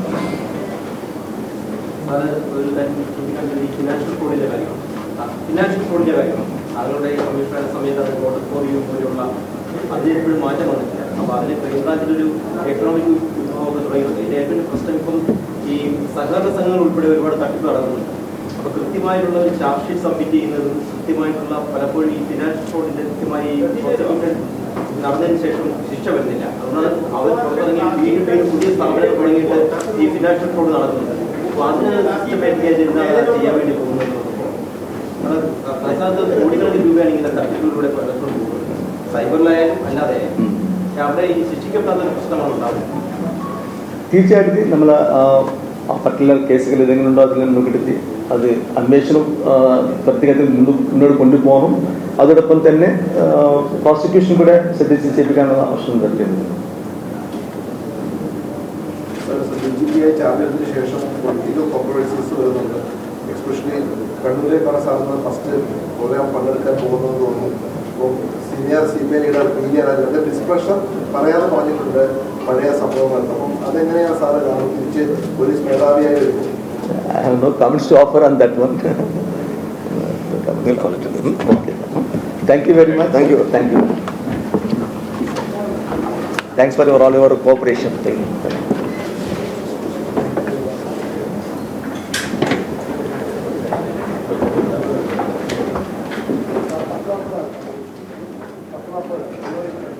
മനുഷ്യരാശിക്ക് ഏറ്റവും വലിയ ഭീഷണിയാണ് ഭീകരവാദമെന്ന് വിദേശകാര്യമന്ത്രി എസ് ജയശങ്കർ.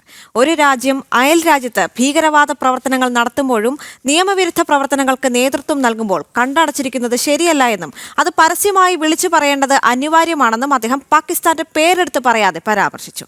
ആഗോള സമൂഹത്തിന് വരുത്തിവെച്ച നാശങ്ങൾ തുറന്നുകാട്ടുകയാണ് ഇതിനുള്ള പോംവഴിയെന്നും വിദേശകാര്യമന്ത്രി പറഞ്ഞു. ന്യൂയോർക്കിലെ ഐക്യരാഷ്ട്രസഭയുടെ ആസ്ഥാനത്ത് സംസാരിക്കുകയായിരുന്നു അദ്ദേഹം. To act, to protect and to uphold those very values and human rights that terrorism seeks to destroy. Excellencies, friends, terrorism is one of the gravest threats to humanity.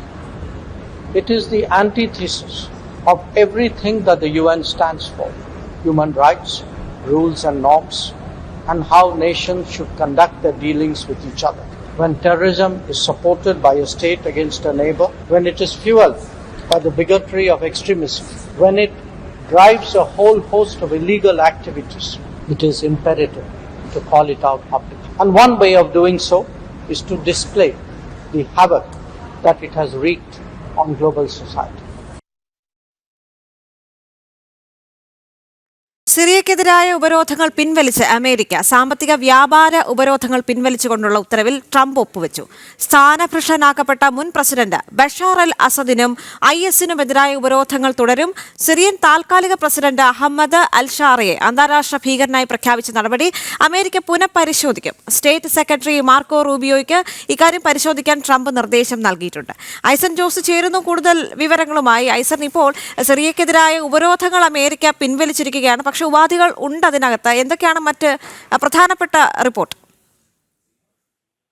Devika, പ്രധാനമായും സിറിയക്കെതിരായ ഉപരോധങ്ങൾ എന്ന് പറയുമ്പോൾ അത് വ്യത്യസ്ത കമ്പനികൾക്കെതിരെയും അതുപോലെ തന്നെ വ്യത്യസ്ത വ്യക്തികൾക്കെതിരെയുമുള്ള 520ഓളം ഉപരോധങ്ങളാണ് ഇപ്പോൾ പിൻവലിക്കപ്പെട്ടിരിക്കുന്നത്. എന്നാൽ ആ പിൻവലിക്കപ്പെട്ട ഉപരോധങ്ങളിൽ നേരത്തെ പ്രസിഡന്റായിരുന്ന ബഷാർ അൽ അസദിന് എതിരായുള്ള നടപടികളൊന്നും തന്നെ പിൻവലിച്ചിട്ടില്ല എന്നാണ് അറിയാനും സാധിക്കുന്നത്. നിലവിലെ സാഹചര്യത്തിൽ ഈ ബഷാർ അൽ അസദിനെതിരായ ഉപരോധങ്ങളും അദ്ദേഹത്തിന്റെ മറ്റു സ്ഥാപനങ്ങൾക്കും അതുപോലെ തന്നെ IS ഉൾപ്പെടെയുള്ള സംവിധാനങ്ങൾക്കും എതിരായ ഉപരോധം തുടരുമെന്ന നിലപാടിൽ ഉറച്ചു നിൽക്കുക തന്നെയാണ് അമേരിക്ക. സ്വാഭാവികമായി നമുക്കറിയാവുന്നതാണ്, IS-നെ സംബന്ധിച്ചിടത്തോളം IS വലിയ തോതിൽ ഭീഷണി സൃഷ്ടിക്കുന്ന ഒരു സംവിധാനമാണ് അമേരിക്കയെ സംബന്ധിച്ചിടത്തോളം. അതുകൊണ്ട് തന്നെ ആ ഉപരോധങ്ങൾ തുടരുമെന്ന നിർദ്ദേശമാണ് നൽകിയിരിക്കുന്നത്. മറ്റു ഉപരോധങ്ങളെല്ലാം തന്നെ പിൻവലിക്കുക എന്നൊരു നിലപാടാണ് ഇപ്പോൾ ഉണ്ടായിരിക്കുന്നത്. അതിന്റെ ഭാഗമായുള്ള എക്സിക്യൂട്ടീവ് ഉത്തരവിൽ ട്രംപ് ഒപ്പുവെച്ചു എന്നതാണ് ഏറ്റവും പുതിയ വിവരമായി നമുക്ക് അമേരിക്കയിൽ നിന്നും ലഭ്യമാകുന്നത്. ഈ എക്സിക്യൂട്ടീവ് ഉത്തരവ് ഒപ്പുവെക്കുന്നതോടൊപ്പം തന്നെ നിലവിലെ സിറിയയുടെ പ്രസിഡന്റായ അഹമ്മദ് അൽ ഷാറ നിലവിലെ സാഹചര്യത്തിൽ അമേരിക്കയുടെ ഒരു ഡെസിഗ്നേറ്റഡ് ടെററിസ്റ്റ് ആണ്. നേരത്തെ പറഞ്ഞതുപോലെ ഒരു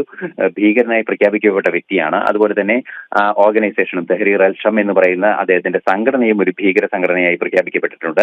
ഈ ഒരു സാഹചര്യത്തിൽ ഈ ഭീകര സംഘടനയായി പ്രഖ്യാപിക്കപ്പെട്ടതും അതുപോലെ തന്നെ ഭീകരനായി കണക്കാക്കുന്നതുമായുള്ള നിലപാട് പുനഃപരിശോധിക്കണമെന്നൊരാവശ്യവും ട്രംപ് മാർക്കോ റൂബിയോയ്ക്ക് നൽകുകയും ചെയ്തിട്ടുണ്ട്. അതായത് എല്ലാ തരത്തിലും സിറിയയുമായുള്ള വാണിജ്യ ബന്ധങ്ങൾ തുടർന്ന് നടപ്പാക്കുക എന്ന ലക്ഷ്യമാണ് ഇപ്പോൾ അമേരിക്കയ്ക്കുള്ളത് എന്നാണ് മനസ്സിലാക്കാൻ സാധിക്കുന്നത്. കാലങ്ങളായി നിലനിൽക്കുന്ന, അതായത് വർഷങ്ങളായി നിലനിൽക്കുന്ന ഉപരോധമാണ് ഇപ്പോൾ പിൻവലിക്കാനുള്ള തീരുമാനമുണ്ടായിരിക്കുന്നത്. വൈകാതെ തന്നെ നടപടികൾ നടപ്പിലാവുകയും തീർച്ചയായും നേരത്തെ താൽക്കാലിക പ്രസിഡന്റിന്റെ ഭീകരൻ എന്ന രീതിയിലുള്ള ഡെസിഗ്നേഷൻ അല്ലെങ്കിൽ അത്തരത്തിലുള്ള ഒരു കണക്കാക്കിയ നിലപാട് അമേരിക്ക മാറ്റുമെന്ന റിപ്പോർട്ടുകൾ തന്നെയാണ് പുറത്തു വരികയും ചെയ്യുന്നത്.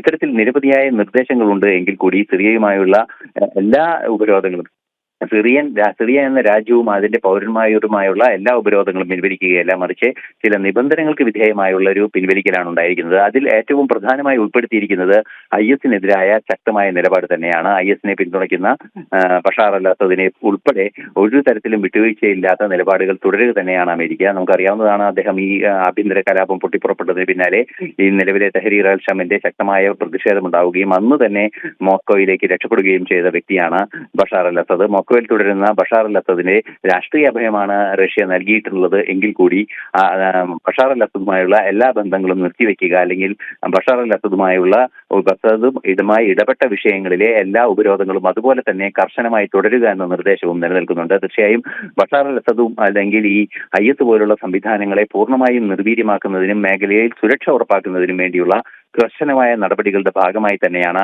ഈ നടപടി അമേരിക്കയുടെ ഭാഗത്തു നിന്ന് ഉണ്ടായിരിക്കുന്നത് എന്നാണ് നിലവിലെ സൂചനകളിൽ നിന്നും മനസ്സിലാകുന്നത്. വൈകാതെ തന്നെ നടപടികൾ കൃത്യമായി നടപ്പാകുമെന്ന റിപ്പോർട്ടുകളും പുറത്തുവരുന്നു. ശരി.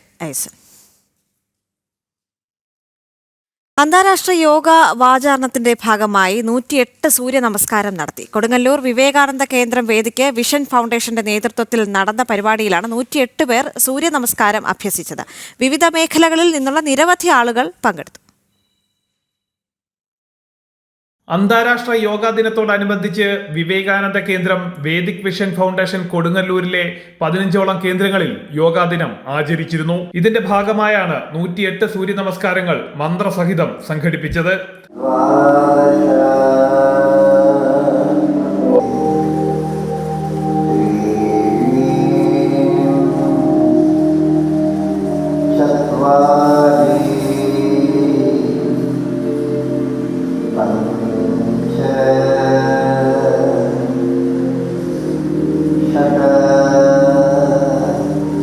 കൊച്ചുകുട്ടികൾ മുതൽ പ്രായമായവർ വരെ സൂര്യ നമസ്കാര യജ്ഞത്തിൽ പങ്കാളികളായി.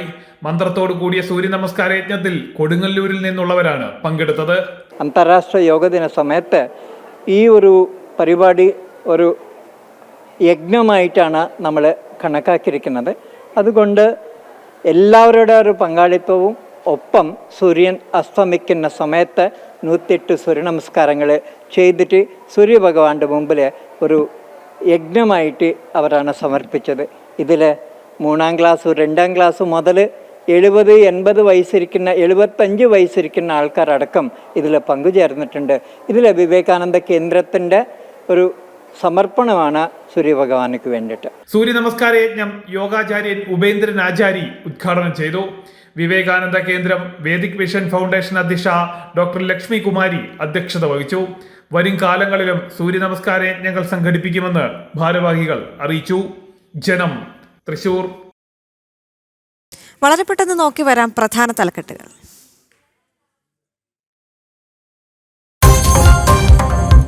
പുതിയ DGPയായി ചുമതലയേറ്റ റവാഡ ചന്ദ്രശേഖർ പോലീസ് ആസ്ഥാനത്ത് ബാറ്റൺ കൈമാറി. ലഹരി വ്യാപനം തടയാൻ പ്രത്യേക നയമെന്ന് പോലീസ് മേധാവി.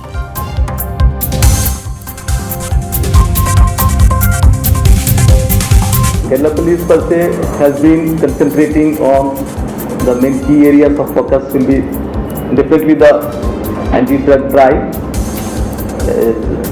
നമ്മുടെ നാട്ടിലെ ഏറ്റവും ഇപ്പോൾ ഉപദ്രവമായിട്ട് മാറുന്നത് ഈ ഡ്രഗ്സിൻ്റെ പ്രഭാവമാണ്. അതിനെ നേരിടാനുള്ള ഒരു നയം പ്രത്യേകമായിട്ട് നമ്മൾ എടുക്കും. അത് നടക്കുന്നുണ്ടും അതിന് കുറച്ചുകൂടി ശക്തമായിട്ട് നമ്മൾ മുന്നോട്ട് കൊണ്ടുപോകുന്നതാണ്.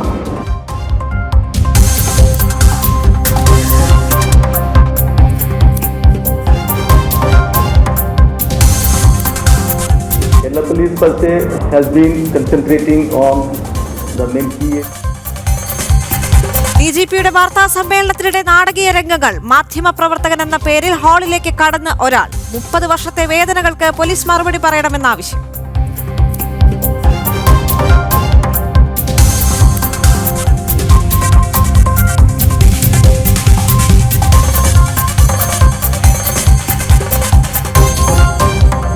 വടക്കൻ കേരളം അഗ്നിപർവ്വതത്തിന് മുകളിലെന്ന സുദീപ് തോസൻ. ലവ് ജിഹാദ് പറയാൻ VSന് ഡൽഹിയിൽ വരേണ്ടി വന്നു. ദ കേരള സ്റ്റോറി സിനിമയിലേത് ബോധ്യപ്പെട്ട കാര്യങ്ങളെന്നും സംവിധായകൻ. ജനം എക്സ്ക്ലൂസീവ്.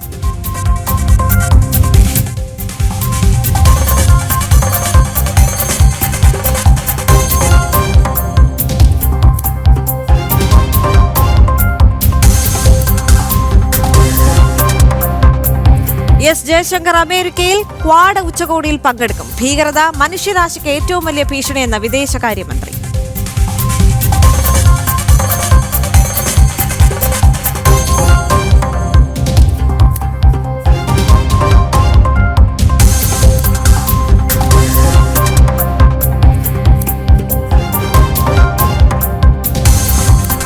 ഇനി തൽക്കാൽ ടിക്കറ്റിന് ആധാർ നിർബന്ധം. ഇന്നു മുതൽ പ്രാബല്യത്തിൽ. ലക്ഷ്യം പദ്ധതി ആനുകൂല്യങ്ങൾ സാധാരണക്കാർക്ക് ഉറപ്പാക്കാൻ. 15 മുതൽ ബുക്കിംഗിന് ആധാർ അനുബന്ധ OTP.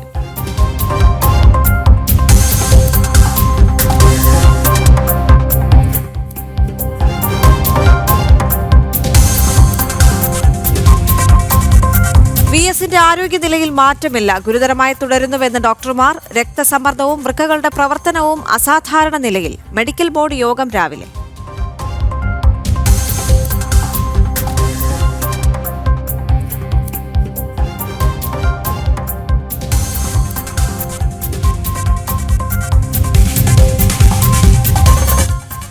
മെസ്സി ഇന്റർ മിയാമി വിടുമോ? ലോകകപ്പിന് മുൻപ് മറ്റൊരു ക്ലബിലേക്കെന്ന സൂചന. ബാഴ്സലോണയിൽ തിരികെ എത്തുമെന്ന് റിപ്പോർട്ട്.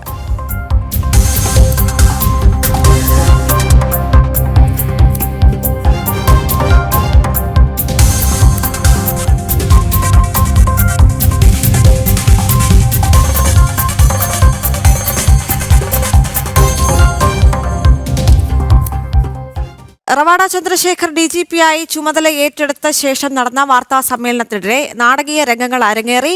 മാധ്യമ പ്രവർത്തകൻ എന്ന വ്യാജേന പരാതിയുമായി വാർത്താ സമ്മേളനം നടക്കുന്ന ഹാളിലേക്ക് ഒരാൾ കടന്നു വന്നു. 30 വർഷം താൻ അനുഭവിച്ച വേദനകൾക്ക് കേരള പോലീസ് മറുപടി പറയണമെന്നായിരുന്നു അയാളുടെ ആവശ്യം. ടിൻഡുദാസ് ചേരുന്നുണ്ട് കൂടുതൽ വിവരങ്ങളുമായി. റവാഡ ചന്ദ്രശേഖർ DGPയായി ചുമതല ഏറ്റെടുത്തതിന് ശേഷമുള്ള ആദ്യ വാർത്താ സമ്മേളനമായിരുന്നു. അതിൽ മുഖ്യമന്ത്രിക്കും സർക്കാരിനും നന്ദി പറഞ്ഞുകൊണ്ടാണ് റവാഡ ചന്ദ്രശേഖർ വാർത്താ സമ്മേളനം ആരംഭിക്കുന്നത്. അദ്ദേഹം സംസാരിച്ചു കൊണ്ടിരിക്കവെയാണ് കടലാസുമായി ഒരാൾ മാധ്യമപ്രവർത്തകൻ എന്ന നിലയിൽ ഹാളിലേക്ക് കടന്നു വരുന്നത്. 30 വർഷത്തെ യാതനകൾക്ക് അല്ലെങ്കിൽ വേദനകൾക്ക് പോലീസ് മറുപടി പറയണം എന്ന് പറഞ്ഞുകൊണ്ടായിരുന്നു അദ്ദേഹം ആ ഹാളിലേക്ക് വന്നത്. ടിൻഡുദാസ് ചേരുന്നുണ്ട് കൂടുതൽ വിവരങ്ങളുമായി. ടിൻഡു, അവിടെ നാടകീയ രംഗങ്ങൾ അരങ്ങേറി എന്ന് മനസ്സിലാക്കാൻ സാധിക്കുന്നുണ്ട്. എന്താണ് സംഭവിച്ചത്?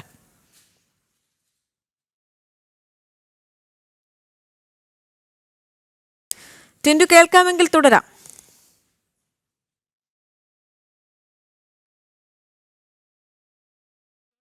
അല്പസമയം മുമ്പാണ് സംസ്ഥാനത്തെ പുതിയ പോലീസ് മേധാവി റവാഡ ചന്ദ്രശേഖർ മാധ്യമങ്ങളെ കണ്ടത്. ഈ മാധ്യമപ്രവർത്തകർ അദ്ദേഹത്തോട് ചോദ്യങ്ങൾ ചോദിക്കുന്ന സമയത്താണ് ഒരു ചോദ്യം ചോദിക്കാനുണ്ട് എന്ന് പറഞ്ഞ ഒരാൾ ഈ ഹാളിലേക്ക് കടന്നു വരികയും അദ്ദേഹം ചോദ്യം ചോദിക്കുകയും ചെയ്യുന്നു. കയ്യിൽ ഒരുപാട് പേപ്പറുകൾ കരുതിയിരുന്നു. ആ പേപ്പറുകൾ ഇത്തരത്തിൽ DGPയെ മുന്നോട്ട് നീട്ടിക്കൊണ്ട് കഴിഞ്ഞ 30 വർഷം താൻ കാക്കിയിൽ അനുഭവിച്ച വേദനകൾക്ക് കേരള പോലീസും DGPയും മറുപടി പറയണമെന്ന് പറഞ്ഞുകൊണ്ടായിരുന്നു ഈ പേപ്പർ അദ്ദേഹം ഈ DGPയുടെ മുന്നിലേക്ക് നീട്ടുന്നത്. ഈ മാധ്യമപ്രവർത്തകർ ഇരിക്കുന്ന അടുത്ത് നിന്നും ഒരുപാട് മുന്നിലേക്ക് DGPയുടെ മുന്നിലേക്ക് അദ്ദേഹം എത്തിയിരുന്നു. അതിനുശേഷമായിരുന്നു ഇത്തരത്തിൽ ഈ അദ്ദേഹം അനുഭവിച്ച 30 വർഷം താൻ കാക്കിയിൽ അനുഭവിച്ച പ്രശ്നങ്ങൾക്ക്, കാക്കിയിൽ അനുഭവിച്ച ദുരിത ജീവിതങ്ങൾക്ക് കേരള പോലീസും DGPയും മറുപടി പറയണമെന്ന് ആവശ്യപ്പെട്ടത്. അപ്പോൾ മാധ്യമപ്രവർത്തകനാണോ എന്ന് ചോദിച്ചപ്പോൾ ഞാൻ മാധ്യമങ്ങളുടെ പ്രതിനിധിയായിട്ട് വന്നതാണ്, എനിക്ക് പറയാനുള്ളതിന് മറുപടി തരണമെന്ന തരത്തിലുള്ള അത്തരത്തിലൊരു വാദമായിരുന്നു ഉയർത്തിയത്. അവസാനം ഇവിടെ നിന്നിരുന്ന പോലീസ് ഉദ്യോഗസ്ഥർ അദ്ദേഹത്തെ അനുനയിപ്പിച്ച് പുറത്തേക്ക് ആക്കുകയായിരുന്നു. നമുക്ക് അതിന് മനസ്സിലാക്കാൻ സാധിക്കുന്നത്, നമ്മൾ ഇതിനകത്തേക്ക് പ്രവേശിക്കുന്ന സമയത്ത് നമുക്കറിയാം ഒരു മാധ്യമ സ്ഥാപനത്തിൽ നിന്ന് ഏതാണ്ട് 3 പേര് കാണും. അപ്പോൾ ഈ മാധ്യമ സ്ഥാപനങ്ങളിൽ നിന്നുമുള്ള വ്യക്തിയാണെന്നായിരുന്നു ഒരുപക്ഷെ പോലീസുകാർ ധരിച്ചിരുന്നത്. അപ്പോൾ അങ്ങനെ മാധ്യമപ്രവർത്തകൻ എന്ന വ്യാജേനയാണ് ഇതിനകത്തേക്ക് കയറിയത്. പോലീസിൻ്റെ ഭാഗത്തു നിന്നുള്ളൊരു വിശദീകരണം എന്ന് പറയുന്നത് നന്നേ പ്രായമുള്ളൊരു മനുഷ്യനായിരുന്നു. കയ്യിൽ ഒരുപാട് ഫയലുകളും പേപ്പറുകളും പേനയും ഒക്കെ കരുതിയിരുന്നു. അപ്പോൾ സ്വാഭാവികമായിട്ട് PRDയിലെ ഉദ്യോഗസ്ഥരെന്ന് കരുതിയിരുന്നു. PRDയിൽ നിന്ന് വന്ന പ്രതിനിധി കരുതിയാണ് അദ്ദേഹത്തെ അകത്തേക്ക് കടത്തിവിട്ടത്. പക്ഷേ ഇത്തരത്തിൽ ഈ വാർത്താ സമ്മേളനം നടക്കുന്നതിനിടയിൽ മാധ്യമപ്രവർത്തകർ ചോദ്യങ്ങൾ ചോദിക്കുന്നതിനിടയിലാണ് ഇത്തരത്തിലൊരു വാദം ഉന്നയിക്കുന്നത്. താൻ അനുഭവിച്ച പ്രശ്നങ്ങൾക്ക് 30 വർഷം താൻ അനുഭവിച്ച ദുരിത ജീവിതത്തിന്, കാക്കിയിൽ അനുഭവിച്ച ദുരിത ജീവിതത്തിന് കേരള പോലീസ് മറുപടി പറയണമെന്നൊരു വാദം ഉയർത്തുകയും അദ്ദേഹത്തെ അനുനയിപ്പിച്ച് പുറത്താക്കുകയാണ് ചെയ്തത്. വാർത്താ സമ്മേളനത്തിൽ പങ്കെടുത്തിരുന്നത് ADGP ആയിട്ടുള്ള സുദർശൻ, ശ്രീജിത്ത് IPS, അതോടൊപ്പം തന്നെ MR രജികുമാർ തുടങ്ങിയ ഉദ്യോഗസ്ഥരും DGPയോടൊപ്പം വാർത്താ സമ്മേളനത്തിൽ പങ്കെടുത്തിരുന്നു. അപ്പോൾ അനുനയിപ്പിച്ച് അദ്ദേഹത്തെ പുറത്താക്കുകയായിരുന്നു. എങ്ങനെയാണ് അദ്ദേഹം, എന്ത് ആവശ്യത്തിനാണ് ഇതിനകത്തേക്ക് വന്നത്, എന്താണ് അദ്ദേഹത്തിന് പ്രശ്നങ്ങളൊന്നും ഈ ഘട്ടത്തിൽ പുറത്തു വരുന്നില്ല. ദേവിക. ശരി, റവാഡ ചന്ദ്രശേഖർ DGPയായി ചുമതല ഏറ്റെടുത്തതിന് ശേഷം നടന്ന വാർത്താ സമ്മേളനത്തിനിടെ നാടകീയ രംഗങ്ങൾ അരങ്ങേറി. മാധ്യമപ്രവർത്തകൻ എന്ന വ്യാജേനെ പരാതിയുമായി വാർത്താ സമ്മേളനം നടക്കുന്ന ഹാളിലേക്ക് ഒരാൾ കടന്നു വരികയായിരുന്നു. 30 വർഷം താൻ അനുഭവിച്ച വേദനകൾക്ക് കേരള പോലീസ് മറുപടി പറയണമെന്നായിരുന്നു ആവശ്യം. ടിൻഡുദാസ് തുടരുന്നുണ്ട് അവിടെ നിന്ന്. ടിൻഡു, ഇത് മുൻ പോലീസ് ഉദ്യോഗസ്ഥനാണ് എന്നുള്ളൊരു പ്രാഥമിക നിഗമനം മാത്രമേ ഈ ഒരു ഘട്ടത്തിൽ നമുക്ക് പറയാൻ സാധിക്കുകയുള്ളൂ. കാരണം കാക്കിയിൽ താൻ അനുഭവിച്ച 30 വർഷത്തെ വേദനകൾ എന്ന് പറയുമ്പോൾ അത്തരമൊരു അനുമാനത്തിലേക്കാണ് കടക്കുന്നത്. ഇയാളെക്കുറിച്ച് കൂടുതൽ വ്യക്തമായി തന്നെ അറിയാൻ സാധിച്ചിട്ടില്ല എന്ന് ഈ ഒരു ഘട്ടത്തിൽ നമുക്ക് പറയാൻ സാധിക്കുന്നുണ്ട്. പക്ഷേ എങ്ങനെയാണ് ഇത്തരത്തിലൊരു വാർത്താ സമ്മേളനം നടക്കുന്ന ആ ഹാളിലേക്ക് ഒരാൾ കടന്ന് വരുന്നത്, അല്ലെങ്കിൽ അയാൾ ആരാണ്, എന്താണ് എന്ന് പോലും ഇതുവരെ പോലീസിന് മനസ്സിലാക്കാൻ സാധിച്ചിട്ടില്ല എന്ന് പറയുമ്പോൾ എവിടെയെങ്കിലും വീഴ്ചയുണ്ടായോ എന്നുള്ള കാര്യത്തിലടക്കം കൂടുതൽ അന്വേഷണം ഉണ്ടാകാനുള്ള സാധ്യതകളുണ്ട്. കാരണം DGPയായി ചുമതല ഏറ്റെടുത്തതിന് ശേഷം റവാഡ ചന്ദ്രശേഖറുടെ ആദ്യത്തെ വാർത്താ സമ്മേളനമായിരുന്നു. അതിനിടയിലാണ് ഇത്തരം നാടകീയ രംഗങ്ങൾ ഉണ്ടായത്. കാരണം റവാഡ ചന്ദ്രശേഖരൻ DGP ആയി ചുമതല ഏൽക്കുന്നതുമായി ബന്ധപ്പെട്ട് മുതൽ വിവാദങ്ങൾ ഉണ്ടാകുന്നൊരു സാഹചര്യവും കൂടി ഉണ്ടായിരുന്നു. കൂത്തുപറമ്പ് വെടിവയ്പ് കൃത്യമായൊരു സുരക്ഷാ വീഴ്ചയാണ് അവിടെ സംഭവിച്ചിരിക്കുന്നത് എന്നുള്ള കാര്യത്തിൽ തർക്കമില്ല. കാരണം DGP ആയി ചുമതലയേറ്റതിന് ശേഷം റവാഡ ചന്ദ്രശേഖർ നടത്തിയ ആദ്യ വാർത്താ സമ്മേളനത്തിലാണ് ഇത്തരത്തിൽ മാധ്യമങ്ങളുടെ പ്രതിനിധി എന്ന് പറഞ്ഞ ഒരാൾ കടന്നു വരുന്നത്. മാധ്യമങ്ങളുടെ ലേബലിൽ അല്ലെങ്കിൽ മാധ്യമം പ്രവർത്തകനാണ് എന്ന ലേബലിൽ അകത്തേക്ക് കടന്നു വരികയും ഇത്തരത്തിൽ DGPയുടെ അടുത്തേക്ക് ചെന്ന് സംസാരിക്കുന്ന ഒരു സാഹചര്യവുമെല്ലാം ഉണ്ടായത്. ഇപ്പോഴും അയാൾ ആരാണ് എന്നുള്ള കാര്യത്തിൽ വ്യക്തത വന്നിട്ടില്ല എന്നാണ് മനസ്സിലാക്കാൻ സാധിക്കുന്നത്. മുൻ പോലീസ് ഉദ്യോഗസ്ഥനാണോ എന്നുള്ള ചില സംശയങ്ങളുണ്ട്. കാരണം കാക്കിയിൽ താൻ അനുഭവിച്ച വേദനകൾ, ആ വേദനകൾക്ക് മറുപടി പറയണം കേരള പോലീസ് എന്ന് പറഞ്ഞിട്ടാണ് അദ്ദേഹം അവിടെ നിന്ന് ഇറങ്ങിപ്പോകുന്നത്. ആരാണ് എന്താണ് എന്നുള്ള കാര്യത്തിൽ കൂടുതൽ വ്യക്തത വന്നിട്ടില്ല എന്നത് ഈ ഒരു ഘട്ടത്തിൽ പറയേണ്ടി വരും. മാധ്യമപ്രവർത്തകൻ എന്ന വ്യാജേനയാണ് ഇയാൾ ഹാളിലേക്ക് കടക്കുന്നത്. ഇതിൽ കൃത്യമായൊരു സുരക്ഷാ വീഴ്ചയുണ്ടായി എന്ന് പറയേണ്ടി വരും. കാരണം DGP ആയി റവാഡ ചന്ദ്രശേഖർ എത്തുന്നു എന്ന ആ വാർത്ത പുറത്തേക്ക് വരുന്നതിന് പിന്നാലെ തന്നെ വിവാദങ്ങൾ ഉണ്ടായിരുന്നു. മാത്രവുമല്ല, കൂത്തുപറമ്പ് വെടിവെപ്പുമായി ബന്ധപ്പെട്ട് വിവാദത്തിൽ ചില നേതാക്കളടക്കം പ്രതികരിക്കുന്നൊരു സാഹചര്യമുണ്ടായിരുന്നു. കൂത്തുപറമ്പ് വെടിവെപ്പിന് ഉത്തരവ് നൽകുന്ന ഉദ്യോഗസ്ഥൻ കൂടിയായിരുന്നു റവാഡ ചന്ദ്രശേഖർ. അതുകൊണ്ട് തന്നെ അദ്ദേഹം DGP ആയി ചുമതലയേൽക്കുന്ന ദിവസം തന്നെ ഇത്തരം നാടകീയ രംഗങ്ങൾ ഉണ്ടാകുന്നൊരു സാഹചര്യവും കൂടി ഉണ്ടായിരുന്നു. ആ ഹാളിലേക്ക് കടന്നു കയറി സംസാരിച്ച വ്യക്തി ആരാണ് എന്നുള്ള കാര്യത്തിൽ ഇപ്പോഴും വ്യക്തത വന്നിട്ടില്ല. അവ്യക്തത തന്നെയാണ് ഉള്ളത്. മുൻ പോലീസ് ഉദ്യോഗസ്ഥനാണോ എന്നുള്ള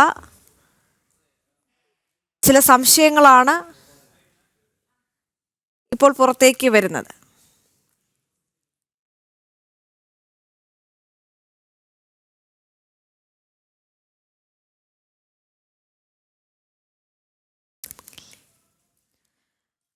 പരാതിയുമായി ഹാളിൽ താങ്കളുടെ നിലവിലുള്ള പരാതി ബഷീർ എന്ന പേര് ഉപയോഗിച്ചതാണോ അതോ 30 വർഷം താങ്കളെ പീഡിപ്പിച്ചാണോ? എന്താണ് താങ്കളുടെ പരാതി? എന്തിനാണ് താങ്കൾ DGP കാണാൻ പോകുന്നത്? താങ്കൾ മീഡിയയുടെ കാർഡ് ഉപയോഗിച്ചാണ് അല്ല എൻ്റെ police I D Kannur city commissioner തന്ന ഒരു ID കാർഡ് ഉണ്ട്. താങ്കൾ വിരമിച്ച ഉദ്യോഗസ്ഥൻ എങ്ങനെയാണ് ID കാർഡ് വരിക? അത് അവരോട് ചോദിച്ചോക്കണം. കാണിക്കോ ID കാർഡ് വ്യാജമായി ഉണ്ടാക്കി കാർഡ് വ്യാജമായി ഉണ്ടാക്കി. അല്ല, ഞാൻ പറഞ്ഞില്ലേ 30 വർഷം പോലീസിലുണ്ടാവുമ്പോൾ വരുംവരായികൾ എന്താണെന്ന് എനിക്ക് വ്യക്തമായിട്ട് അറിയാം. ഞാനൊന്ന് എടുത്തോട്ടെ, ക്യാമറ ഒന്ന് മാറ്റൂ. എൻ്റെ ID കാർഡ് അവർ വാങ്ങിച്ചു പോയിട്ടുണ്ട്. അതിരിക്കുന്നത് പെൻഷനേഴ്സിന്റെ ID കാർഡാണ് ഇരിക്കുന്നത്. പിന്നെ താങ്കളുടെ മീഡിയയുടെ ID കാർഡ് ഉണ്ടാക്കിയിട്ടുണ്ടല്ലേ വ്യാജമായിട്ട്? വ്യാജ? പിന്നെ താങ്കൾ ഏത് മീഡിയ? ഗൾഫിലുള്ളതാണ്.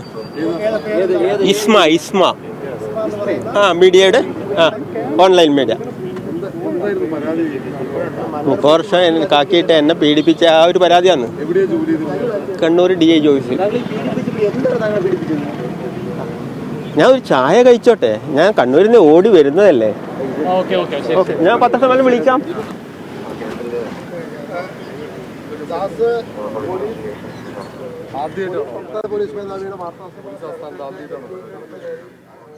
ജോസഫ് സാർ ഇവിടുന്ന് വിരമിക്കുന്ന എല്ലാ സീനിയർ പോലീസ് ഉദ്യോഗസ്ഥന്മാരും വിരമിക്കുന്ന ചടങ്ങിൽ ഞാൻ പങ്കെടുക്കാറുണ്ട്. ഇതാ എൻ്റെ പരാതി. ഇതാ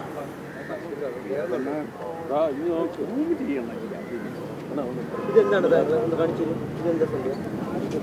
പരാതി അടിസ്ഥാന CPM പ്രവർത്തകർ കൈയേറ്റം ചെയ്ത പരാതി CPM പ്രവർത്തകരാണ് താങ്കൾ ആക്രമിച്ചത്? അതെ.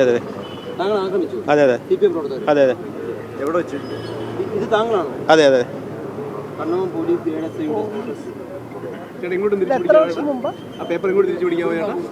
ഇത് വ്യാജമെന്നല്ലയോ? SI ഇത് വ്യാജ? അല്ല, ഇത് വ്യാജമെന്നാണ് റിപ്പോർട്ട് വന്നിരിക്കുന്നത്. കണ്ണൂർ അതെ SIT ഉണ്ടായിരുന്നു ബഷീർ VP. അല്ല അവിടുന്ന് ഞാൻ ലോക്കൽ സ്റ്റേഷനിലേക്ക് ഡ്യൂട്ടിക്ക് പോയിരുന്നു. കണ്ണൂർ ഇന്റർനാഷണൽ എയർപോർട്ട് 23 താങ്കൾ ഈ ഫോട്ടോയ്ക്ക് ആധാരമായ സംഭവമല്ല, ഇതെന്താണ് സംഭവം? ഈ പറയുന്ന പരാതി ഇതെൻ്റെ വൈഫ് കൊടുത്ത പരാതിയാണ്. താങ്കൾ മർദ്ദിച്ചു? ഓരോ ഫയലും ഒരുപാട് ജീവിതമാണെന്ന് പറഞ്ഞാൽ ഞാൻ 21 മുതൽ ഈ സാജിദ കൊടുത്ത പരാതിയിൽ ഒരു തീരുമാനമായിട്ടില്ല. താങ്കൾ മർദ്ദിച്ചു? മർദ്ദിക്കാണ്ട് അങ്ങനെ ഫോട്ടോ വരില്ലല്ലോ. എന്തായിരുന്നു നിങ്ങൾ കൊടുത്ത കംപ്ലൈന്റ്? എന്തായിരുന്നു? ആയിട്ടെ ഞാൻ ചായ കഴിച്ചോട്ടെ. ഞാൻ നിങ്ങൾക്ക് ഹാജരാക്കി തരാം. താങ്കൾ ഇങ്ങനെ ഒരു ഒഫീഷ്യൽ ഫംഗ്ഷൻ നടക്കുന്ന സ്ഥലത്തേക്ക് ഇങ്ങനെ മാധ്യമപ്രവർത്തകരാണെന്ന പേരിൽ അല്ല, ഇവിടെയെല്ലാം പറഞ്ഞിട്ടാണല്ലോ അങ്ങോട്ട് വന്നത്. അല്ല, താങ്കൾ മാധ്യമപ്രവർത്തകനാണ് എന്ന് പറഞ്ഞതിനകത്തേക്ക് കയറിയെന്നാണ് പറയുന്നത്. അല്ല, എന്നെ ഞാൻ വിസിറ്റേഴ്സ് റൂമിൽ ഇരുന്നതാണ്. നിർബന്ധപൂർവ്വം എന്നെ അവിടത്തേക്ക് പറഞ്ഞു വിട്ടതാണ്. യൂണിഫോം ഇട്ട ഒരാള്. ഞാൻ പേര് നോക്കിയില്ല. മാധ്യമ സമ്മേളനം നടന്നുകൊണ്ടിരിക്കുമ്പോൾ താങ്കൾ ആ പേര് ദുരുപയോഗം ചെയ്യുകയും അവിടെ വന്ന് ഇങ്ങനെ പരാതി ഉന്നയിച്ചത് ശരിയാണ്? ഒരു ഇസ്മ എന്ന് പറഞ്ഞ ഓൺലൈൻ ഗൾഫിൽ ഒരു ഇതുണ്ട്. സംസ്ഥാന പോലീസ് മേധാവി ചുമതല ഏറ്റെടുക്കുന്ന ഒരു ചടങ്ങ് അലങ്കോലപ്പെടുന്ന തരത്തിലേക്ക് മാറിയില്ലേ? ആ ഉദ്ദേശത്തോടെയാണോ അങ്ങനെ? അല്ലല്ല, അയ്യോ അതല്ല. പിന്നെ എന്തുകൊണ്ടാണ് ആ വേദി തെരഞ്ഞെടുത്തത്? താങ്കൾക്ക് ഫോർമലായിട്ട് പരാതി ഉന്നയിക്കാൻ പല വേദികളല്ലോ ചെയ്തത്. അല്ല, ഞാൻ ഈ ഫംഗ്ഷൻ പരിപാടിയൊക്കെ കഴിഞ്ഞിട്ട് ലാസ്റ്റ് കണ്ടോളാന്ന് പറഞ്ഞിട്ട് അവിടെ ഇരുന്ന് വിസിറ്റേഴ്സ് റൂമിൽ ഇരുന്നതാണ്. താങ്കൾ ഇപ്പോഴും താങ്കളുടെ പരാതി എന്താണ്? താങ്കൾക്ക് 100 കൂട്ടം പരാതിയുണ്ട്. താങ്കൾ എന്താണ് പരാതി എന്ന് പറയുന്നത്? എന്തിനാണ് DGP പോലീസ് മേധാവി ആദ്യം നടത്തിയ വാർത്താ സമ്മേളനത്തിൽ ഇത്തരത്തിൽ പെരുമാറിയത്? ഞാൻ ഒരു ചായ കഴിച്ചോട്ടെ, ചായ കഴിച്ചിട്ട് പറഞ്ഞുതരാം. പേര് ദുരുപയോഗം ചെയ്തത്. Okay okay okay okay okay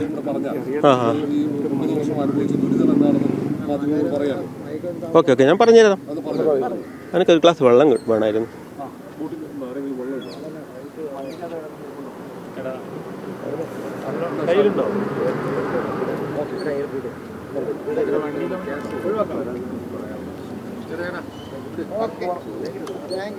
Das, അദ്ദേഹം ഏറെ നേരമായിട്ട് സംസാരിക്കുന്നു. 90 37 637 692. റവാഡ ചന്ദ്രശേഖർ DGP-ആയി ചുമതല ഏറ്റെടുത്ത ശേഷം നടന്ന വാർത്താ സമ്മേളനത്തിനിടെ മുൻ പോലീസ് ഉദ്യോഗസ്ഥൻ എന്ന് പറഞ്ഞ് ഒരാൾ അവിടേക്ക് വരികയാണ്. മാധ്യമപ്രവർത്തകൻ എന്ന വ്യാജേനയാണ് ഇയാൾ ഹാളിനുള്ളിൽ കയറുന്നത്. പക്ഷേ മാധ്യമപ്രവർത്തകനാണോ അല്ലെങ്കിൽ മുൻ പോലീസ് ഉദ്യോഗസ്ഥനാണോ എന്നുള്ള കാര്യത്തിൽ വ്യക്തത ഇനിയും വരുത്തേണ്ടതുണ്ട്. പക്ഷേ എന്തായാലും സുരക്ഷാ വീഴ്ച അവിടെ ഉണ്ടായി എന്നുള്ള കാര്യത്തിൽ തർക്കമില്ല. കാരണം വിസിറ്റേഴ്സ് റൂമിലിരുന്ന തന്നെ അങ്ങോട്ടേക്ക് ക്ഷണിക്കുകയായിരുന്നു അല്ലെങ്കിൽ അങ്ങോട്ടേക്ക് പോകാൻ പറയുകയായിരുന്നു എന്ന് അദ്ദേഹം അവകാശപ്പെടുന്നുണ്ട്. അത് എത്രത്തോളം വിശ്വാസത്തിലെടുക്കാൻ കഴിയുമെന്ന് ഈ ഒരു അവസരത്തിൽ പറയാൻ സാധിക്കില്ല. കാരണം ബഷീർ എന്ന വ്യക്തിയാണ് അവിടേക്ക് കയറി വന്നത്. അദ്ദേഹം മുൻ പോലീസ് ഉദ്യോഗസ്ഥനാണ് എന്ന് അവകാശപ്പെടുന്നുണ്ട്.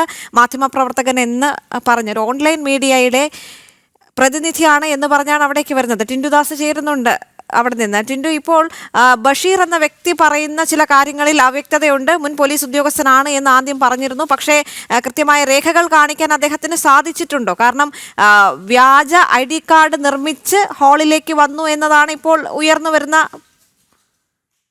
പരാതി, അല്ലേ? തീർച്ചയായും അത് തന്നെയാണ്. കാരണം നമുക്ക് അറിയാൻ സാധിക്കുന്നത് അദ്ദേഹം നിർമ്മിച്ചിട്ടുള്ള 2 ID കാർഡുകളും വ്യാജം എന്നാണ്. ഗൾഫിലുള്ള ഒരു ഇസ്മ എന്ന മീഡിയ ID കാർഡും അതോടൊപ്പം തന്നെ കണ്ണൂർ SI ആയിട്ട് പ്രവർത്തിച്ചിട്ടുള്ള മുൻ SI ആയിരുന്നു എന്ന് ജോലി ചെയ്തിട്ടുള്ള ഒരു ID കാർഡ്. ഈ 2 ID കാർഡുകൾ കാണിച്ചുകൊണ്ടാണ് അദ്ദേഹം വാർത്താ സമ്മേളനം നടക്കുന്ന പോലീസിൽ വാർത്താ സമ്മേളനം നടക്കുന്ന പ്രധാന ഹാളിലേക്ക് കയറിയത് എന്നാണ് നമുക്ക് മനസ്സിലാക്കാൻ സാധിക്കുന്നത്.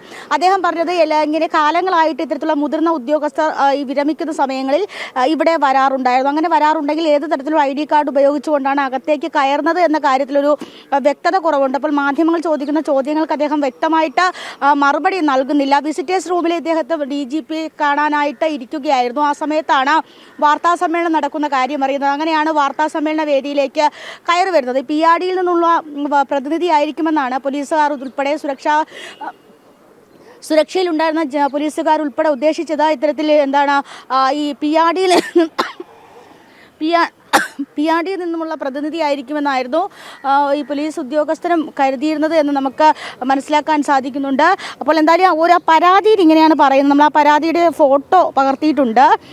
ബഹുമാനപ്പെട്ട കേരള മുഖ്യമന്ത്രിയുടെ മുമ്പാകെ ധർമ്മടം നിയോജക മണ്ഡലത്തിലെ അഞ്ചരക്കണ്ടി എന്ന സ്ഥലത്ത് താമസിച്ച സാജിദ KP ബോധിപ്പിക്കുന്ന ഹർജി, അതായത് അദ്ദേഹത്തിൻ്റെ ഭാര്യയാണ് ഇതുമായി ബന്ധപ്പെട്ട് പരാതി നൽകിയിരിക്കുന്നത് നമുക്ക് മനസ്സിലാക്കാൻ സാധിക്കുന്നു. അദ്ദേഹം ഏതാണ്ട് സബ് ഇൻസ്പെക്ടറായിട്ട് 8/10/2018 മുതൽ ജോലി ചെയ്തു വരികയാണ്. കണവം പോലീസ് സ്റ്റേഷനിൽ സബ് ഇൻസ്പെക്ടറായിട്ട് ജോലി ചെയ്തു വരികയാണ്. ആ സമയത്ത് തനിക്ക് ചില തിക്താനുഭവങ്ങൾ ഉണ്ടായി. ഈ CPM പ്രവർത്തകർ തന്നെ ആക്രമിച്ചിരുന്നു. അതിൻ്റെ ആക്രമണത്തിൻ്റെ ഫലമായി അദ്ദേഹത്തിന് ഒരുപാട് പരിക്കുകൾ ഉണ്ടായതിനു ശേഷം അദ്ദേഹം സർവീസിൽ നിന്ന് വിരമിക്കുകയും പിന്നീട് അദ്ദേഹത്തിന് നീതി ലഭിച്ചിട്ടില്ല എന്ന തരത്തിലൊക്കെയാണ് മറുപടി പറയുന്നത്. പക്ഷേ അദ്ദേഹം പറയുന്നതിലൊക്കെ ഒരു വ്യക്തത കുറവൊക്കെ ഉണ്ട്. എന്തൊക്കെയാണ് ഈ പറയുന്നത്, അത് എങ്ങനെയാണ് ഇത്തരത്തിൽ ഇതിനകത്തേക്ക് കയറി പറ്റിയത്, എങ്ങനെയാണ് ഈ ID കാർഡുകൾ നിർമ്മിച്ചത് തുടങ്ങിയ കാര്യങ്ങളിലൊക്കെ ഒരു അവ്യക്തത അല്ലെങ്കിൽ വ്യക്തത കുറവുണ്ട്. തുടങ്ങിയ കാര്യങ്ങളിലൊക്കെ ഒരു അവ്യക്തത നിലനിൽക്കുന്നുണ്ട്. എന്തായാലും സംസ്ഥാന പോലീസ് മേധാവി ചുമതലയേൽക്കുന്ന ആദ്യത്തെ ദിവസം തന്നെ ഇത്തരത്തിൽ വലിയ രീതിയിലുള്ള ഒരു സുരക്ഷാ വീഴ്ച സംഭവിച്ചിട്ടുണ്ട് എന്ന് നമുക്ക് ഈ ഘട്ടത്തിൽ മനസ്സിലാക്കാൻ സാധിക്കുന്നുണ്ട്. കാരണം നമുക്കറിയാം പ്രധാനപ്പെട്ട IG ഉദ്യോഗസ്ഥരൊക്കെ ഉള്ള വേദിയായിരുന്നു അത്. അതായത് Sreejith IPS, H Venkatesh IPS, MR Kumar തുടങ്ങിയ മുതിർന്ന IG ഉദ്യോഗസ്ഥരും സംസ്ഥാനത്തെ പോലീസ് മേധാവിയും വാർത്താസമ്മേളനം നടത്തുന്ന വേദിയിൽ ഇത്തരത്തിൽ ഒരു തരത്തിലുള്ള സുരക്ഷാ മാനദണ്ഡങ്ങളും പാലിക്കാതെ സുരക്ഷാ ഉദ്യോഗസ്ഥരുടെ കണ്ണുവെട്ടിച്ചുകൊണ്ട് അതിനകത്തേക്ക് കയറി വരികയും തൻ്റെ ആവശ്യങ്ങൾ കുറച്ച് ഫയലുകളായി നിർത്തിക്കൊണ്ട് അത് നടപ്പിലാക്കി തരികയും വേണമെന്ന് ആവശ്യപ്പെടുമ്പോൾ സംസ്ഥാനത്തെ പോലീസ് മേധാവി ഇരിക്കുന്ന വേദിയിലേക്കാണ് വരുന്നത്. അവിടെ ഉണ്ടായിട്ടുള്ള സുരക്ഷാ വീഴ്ച എങ്ങനെയാണ് നമ്മൾ മനസ്സിലാക്കേണ്ടതാണ്. മാധ്യമപ്രവർത്തകൻ എന്ന വ്യാജേനയാണ് അകത്തേക്ക് കയറുന്നത്. അപ്പോൾ ഈ ഉദ്യോഗസ്ഥർ വിചാരിക്കുന്നത് ഇത്തരത്തിൽ PRDയിൽ നിന്നുള്ള പ്രതിനിധി ആയിരിക്കണമെന്ന് കരുതി. കാരണം അങ്ങനെ ആയിരുന്നു അങ്ങനെ വിചാരിച്ചാണ് കയറിയതെന്നാണ് പറയുന്നത്. പക്ഷേ അദ്ദേഹം പറയുന്നത് ഗൾഫിലുള്ള ഇസ്മ എന്ന ഒരു മീഡിയ ID കാർഡ് ഉപയോഗിച്ചുകൊണ്ടാണ് അദ്ദേഹം അകത്തേക്ക് കയറിയത് എന്ന് നമുക്ക് മനസ്സിലാക്കാൻ സാധിക്കുന്നുണ്ട്. അപ്പോൾ അദ്ദേഹം പറയുന്നതിനൊക്കെ ഇപ്പോഴും പല അവ്യക്തതയുമുണ്ട്. കാരണം സർവീസിൽ ഉണ്ടായിരുന്ന കാലാവധി, സർവീസ് പിരിഞ്ഞ കാലാവധി, അതോടൊപ്പം ഏത് സാഹചര്യത്തിലാണ് ഈ CPM പ്രവർത്തകർ അദ്ദേഹത്തെ ആക്രമിക്കുന്നത്, എങ്ങനെയാണ് ഈ പരാതി കൊടുക്കേണ്ട സാഹചര്യം ഉണ്ടായത്, എവിടെയൊക്കെ പരാതി കൊടുത്തിട്ടുണ്ട്, ഏത് പോലീസ് സ്റ്റേഷനിലാണ് ജോലി ചെയ്തത്, സർവീസുമായി ബന്ധപ്പെട്ട കാര്യങ്ങൾ, അതിലൊക്കെ ഒരു വ്യക്തത കുറവുണ്ട്. അപ്പോൾ ഇത്തരത്തിൽ ഒരാൾ ഇതിനകത്തേക്ക് കേരള പോലീസിൻ്റെ ആസ്ഥാന മന്ദിരത്തിലേക്ക് കയറുമ്പോൾ അത് വലിയ രീതിയിലുള്ള ഒരു സുരക്ഷാ വീഴ്ച സംഭവിച്ചിട്ടുണ്ട് എന്ന് നമുക്ക് ഈ ഘട്ടത്തിൽ മനസ്സിലാക്കാൻ സാധിക്കുന്നുണ്ട്. എന്തായാലും അദ്ദേഹത്തെ ഇപ്പോൾ തിരികെ മ്യൂസിയം പോലീസ് അദ്ദേഹത്തെ കസ്റ്റഡിയിൽ എടുത്തിട്ടുണ്ട് എന്ന് മനസ്സിലാക്കാൻ സാധിക്കുന്നു. അദ്ദേഹത്തെ അകത്തേക്ക് കൊണ്ടുപോയിട്ടുണ്ട്, തിരികെ പോലീസ് ആസ്ഥാനത്ത് മന്ദിരത്തിനകത്തേക്ക് കൊണ്ടുപോയിട്ടുണ്ട്. മ്യൂസിയം പോലീസ് സ്റ്റേഷനിൽ നിന്നുള്ള പ്രതിനിധി അദ്ദേഹത്തോടൊപ്പം ഉണ്ടായിരുന്നപ്പോൾ അദ്ദേഹത്തെ കസ്റ്റഡിയിൽ എടുത്തിട്ടുണ്ട് എന്ന് വേണം ഈ ഘട്ടത്തിൽ മനസ്സിലാക്കേണ്ടത്. ദേവിക. ശരി.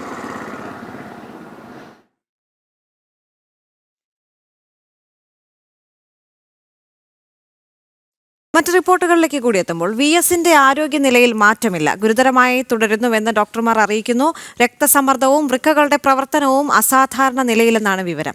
മെഡിക്കൽ ബോർഡ് യോഗം രാവിലെ ചേരും. വിനീഷ് ചേരുന്നുണ്ട് കൂടുതൽ വിവരങ്ങളുമായി. വിനീഷ്, ഏറ്റവും പുതുതായി ആശുപത്രിയിൽ നിന്ന് ലഭിക്കുന്ന വിവരം എന്താണ്? അദ്ദേഹത്തിന്റെ ആരോഗ്യനിലയിൽ എന്തെങ്കിലും തരത്തിലുള്ള പുരോഗതി ഉണ്ടായിട്ടുണ്ടോ?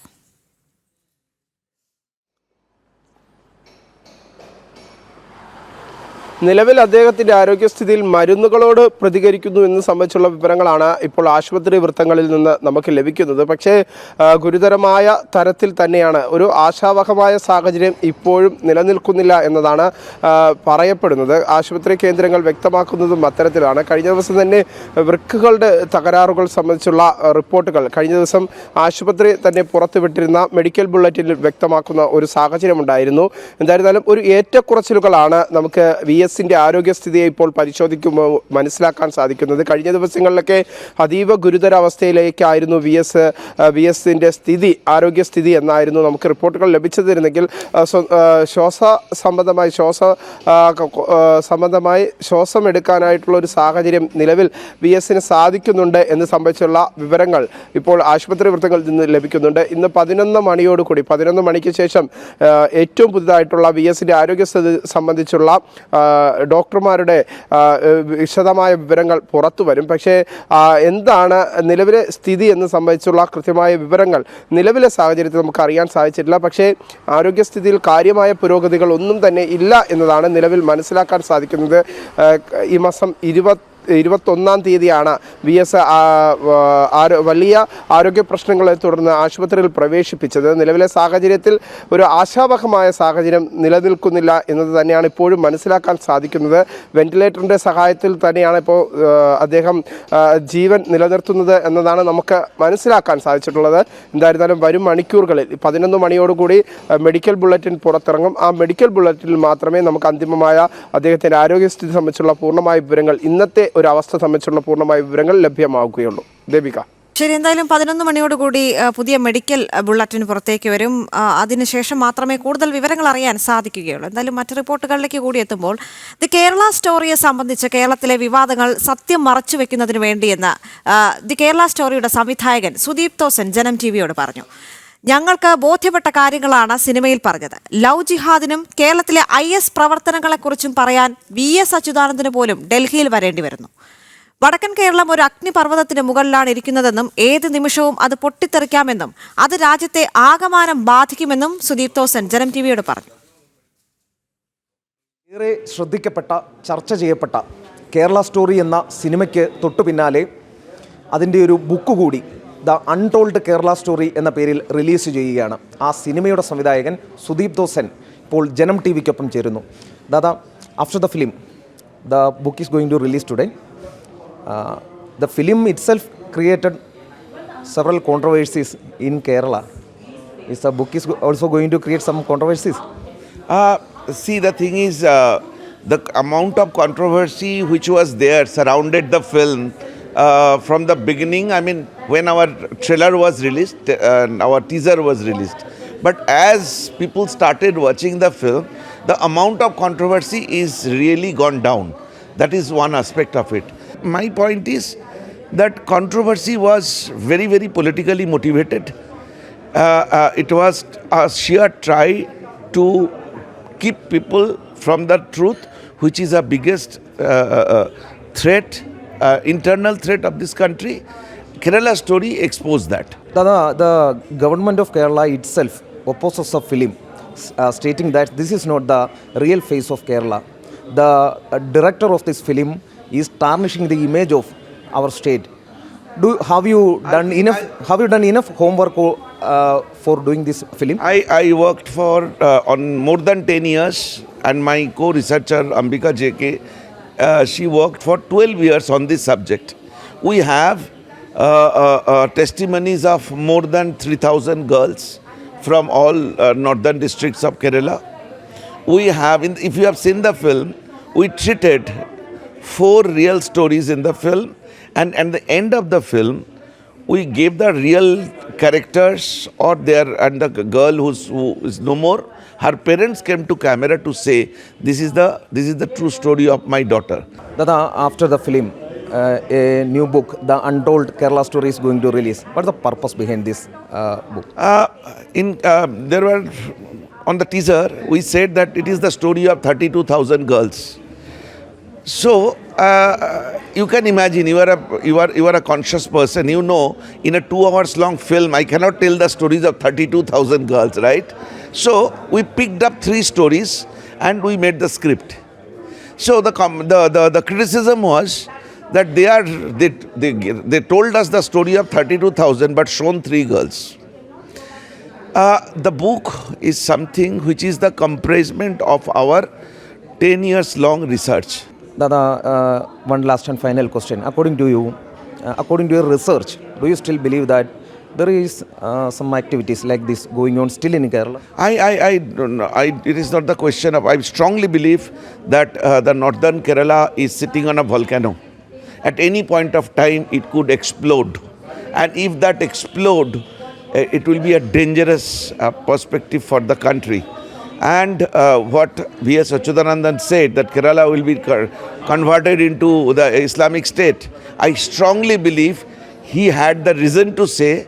And what Kerala I saw in last 10-12 years is, I can strongly say that if the government in Delhi is not take cognizance of the truth, Kerala is the future is Kerala is very bleak. തീർച്ചയായും ഈ untold Kerala story എന്ന പുസ്തകം അത് പുറത്തിറക്കുമ്പോൾ സുദീപ് തോസെന്നിന് പറയാനുള്ളത് തങ്ങൾ ഇതിന് പിന്നിൽ എത്രത്തോളം research ചെയ്ത് ആണ് ഈ പുസ്തകം ഇറക്കുന്നത്, നേരത്തെ സിനിമ ചെയ്തപ്പോഴും എത്രത്തോളം റിസർച്ച് ചെയ്തിട്ടുണ്ട് എന്നുള്ളതാണ്. തങ്ങൾ കണ്ട കാര്യങ്ങൾ, തങ്ങൾക്ക് അനുഭവപ്പെട്ട കാര്യങ്ങളാണ് സിനിമയായും പുസ്തകമായും ഇറങ്ങുന്നത് എന്ന് സുദീപ് തോസൻ പറയുന്നു. ക്യാമറാമാൻ ഉണ്ണി കെ വാര്യർക്കൊപ്പം എസ് ശ്രീകാന്ത്, ജനം, ഡൽഹി. ഇന്ത്യ അമേരിക്ക വ്യാപാര കരാർ യാഥാർത്ഥ്യത്തിലേക്കെന്ന് അമേരിക്ക. ഇന്ത്യൻ പ്രതിനിധി സംഘവുമായുള്ള ചർച്ചകൾ യുഎസിൽ പുരോഗമിക്കുകയാണ്. കാർഷിക ഉൽപ്പന്നങ്ങൾക്ക് മേൽ ചുമത്തുന്ന നികുതി സംബന്ധിച്ച് ഇരു രാജ്യങ്ങളും ചർച്ച തുടരുകയാണ്. വിവിധ മേഖലകളിൽ താരിഫ് നിരക്ക് ഏകീകരിക്കുന്ന സംബന്ധിച്ചുള്ള ചർച്ചകളാണ് പുരോഗമിക്കുന്നത്. Sure, yes. The president said that last week, and it remains true. I actually just spoke to our Secretary of Commerce about it.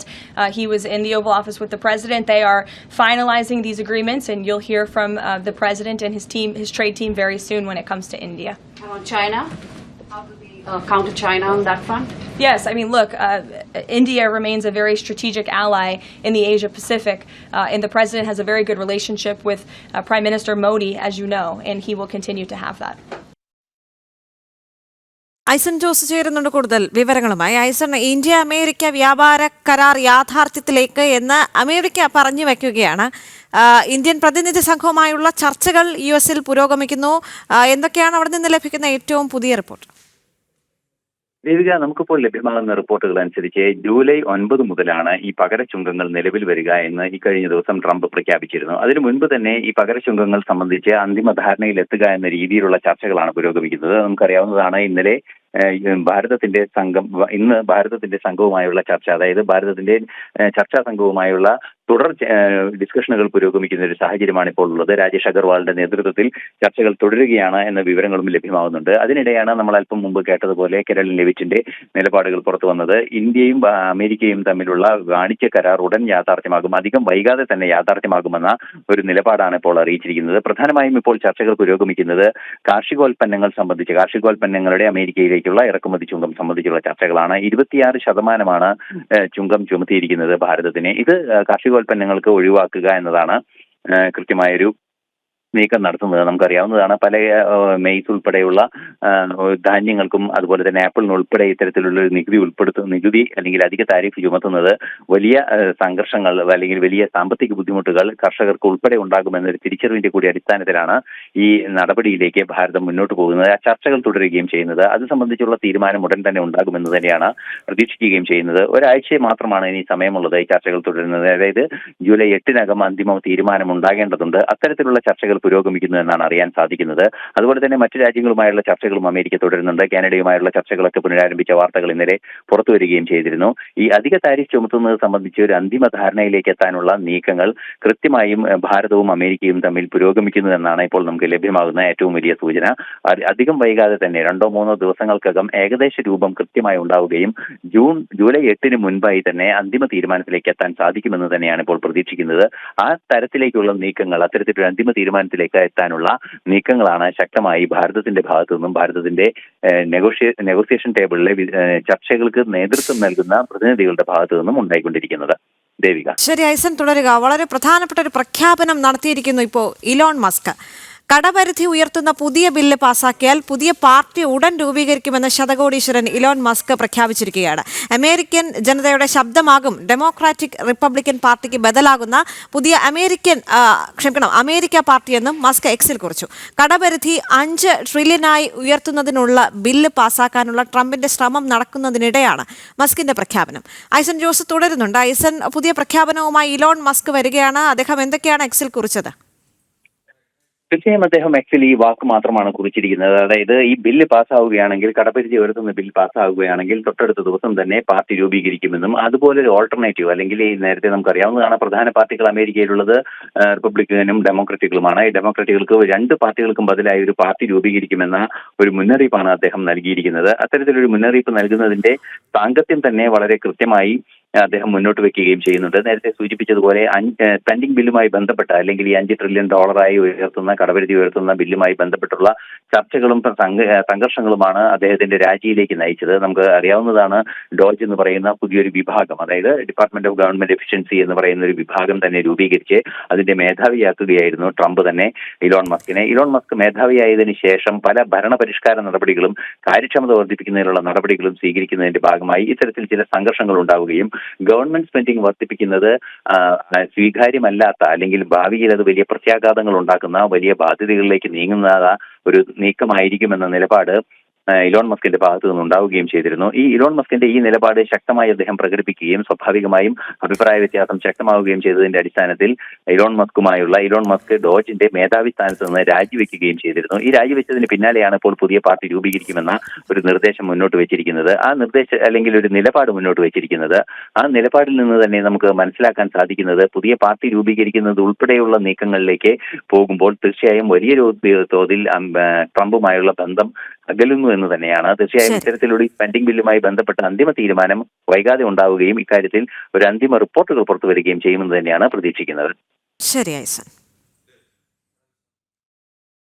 ഒരിക്കൽ കൂടി നോക്കാം പ്രധാന വാർത്തകൾ.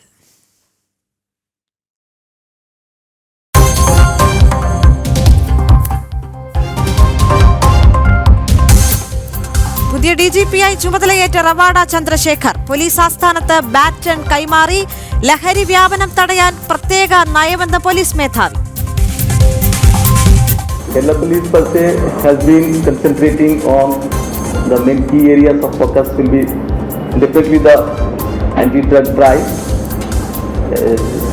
നമ്മുടെ നാട്ടിലെ ഏറ്റവും ഇപ്പോൾ ഉപദ്രവമായിട്ട് മാറുന്നത് ഈ ഡ്രഗ്സിൻ്റെ സ്വഭാവമാണ്. അതിനെ നേരിടാനുള്ള ഒരു നയം പ്രത്യേകമായിട്ട് നമ്മൾ എടുക്കും. അത് നടക്കുന്നുണ്ടും.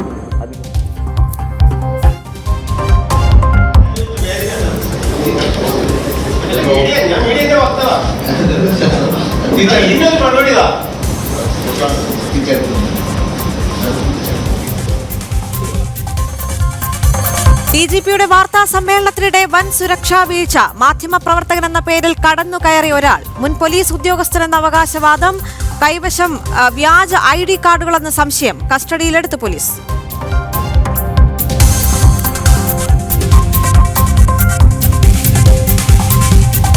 ഇന്ത്യ അമേരിക്ക വ്യാപാര കരാർ ഉടൻ. ട്രംപിനും മോദിക്കുമിടയിൽ ശക്തമായ ബന്ധമെന്ന വൈറ്റ് ഹൌസ്. സിറിയക്കെതിരായ ഉപരോധം പിൻവലിച്ച ഡൊണാൾഡ് ട്രംപ്.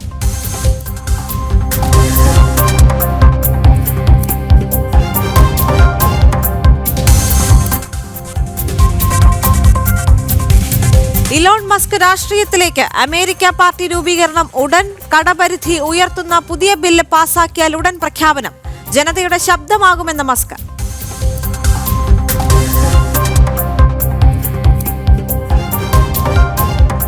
എസ് ജയശങ്കർ അമേരിക്കയിൽ. ക്വാഡ് ഉച്ചകോടിയിൽ പങ്കെടുക്കും. ഭീകരത മനുഷ്യരാശിക്ക് ഏറ്റവും വലിയ ഭീഷണിയെന്ന് വിദേശകാര്യമന്ത്രി.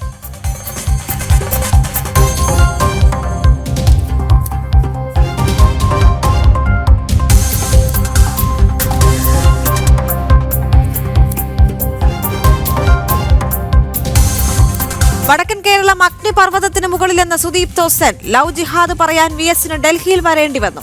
ദ കേരള സ്റ്റോറി സിനിമയിലേത് ബോധ്യപ്പെട്ട കാര്യങ്ങളെന്നും സംവിധായകൻ. ജനം എക്സ്ക്ലൂസീവ്.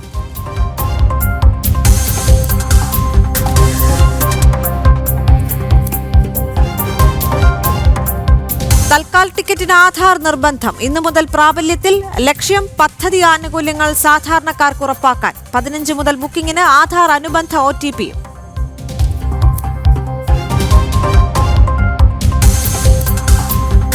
VSന്റെ ആരോഗ്യനിലയിൽ മാറ്റമില്ല. ഗുരുതരമായി തുടരുന്നുവെന്ന് ഡോക്ടർമാർ. രക്തസമ്മർദ്ദവും വൃക്കകളുടെ പ്രവർത്തനവും അസാധാരണ നിലയിൽ. മെഡിക്കൽ ബോർഡ് യോഗം രാവിലെ.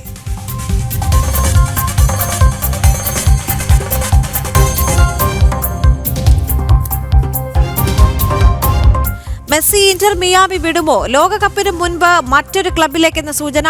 ബാഴ്സലോണയിൽ തിരികെ എത്തുമെന്ന് റിപ്പോർട്ട്.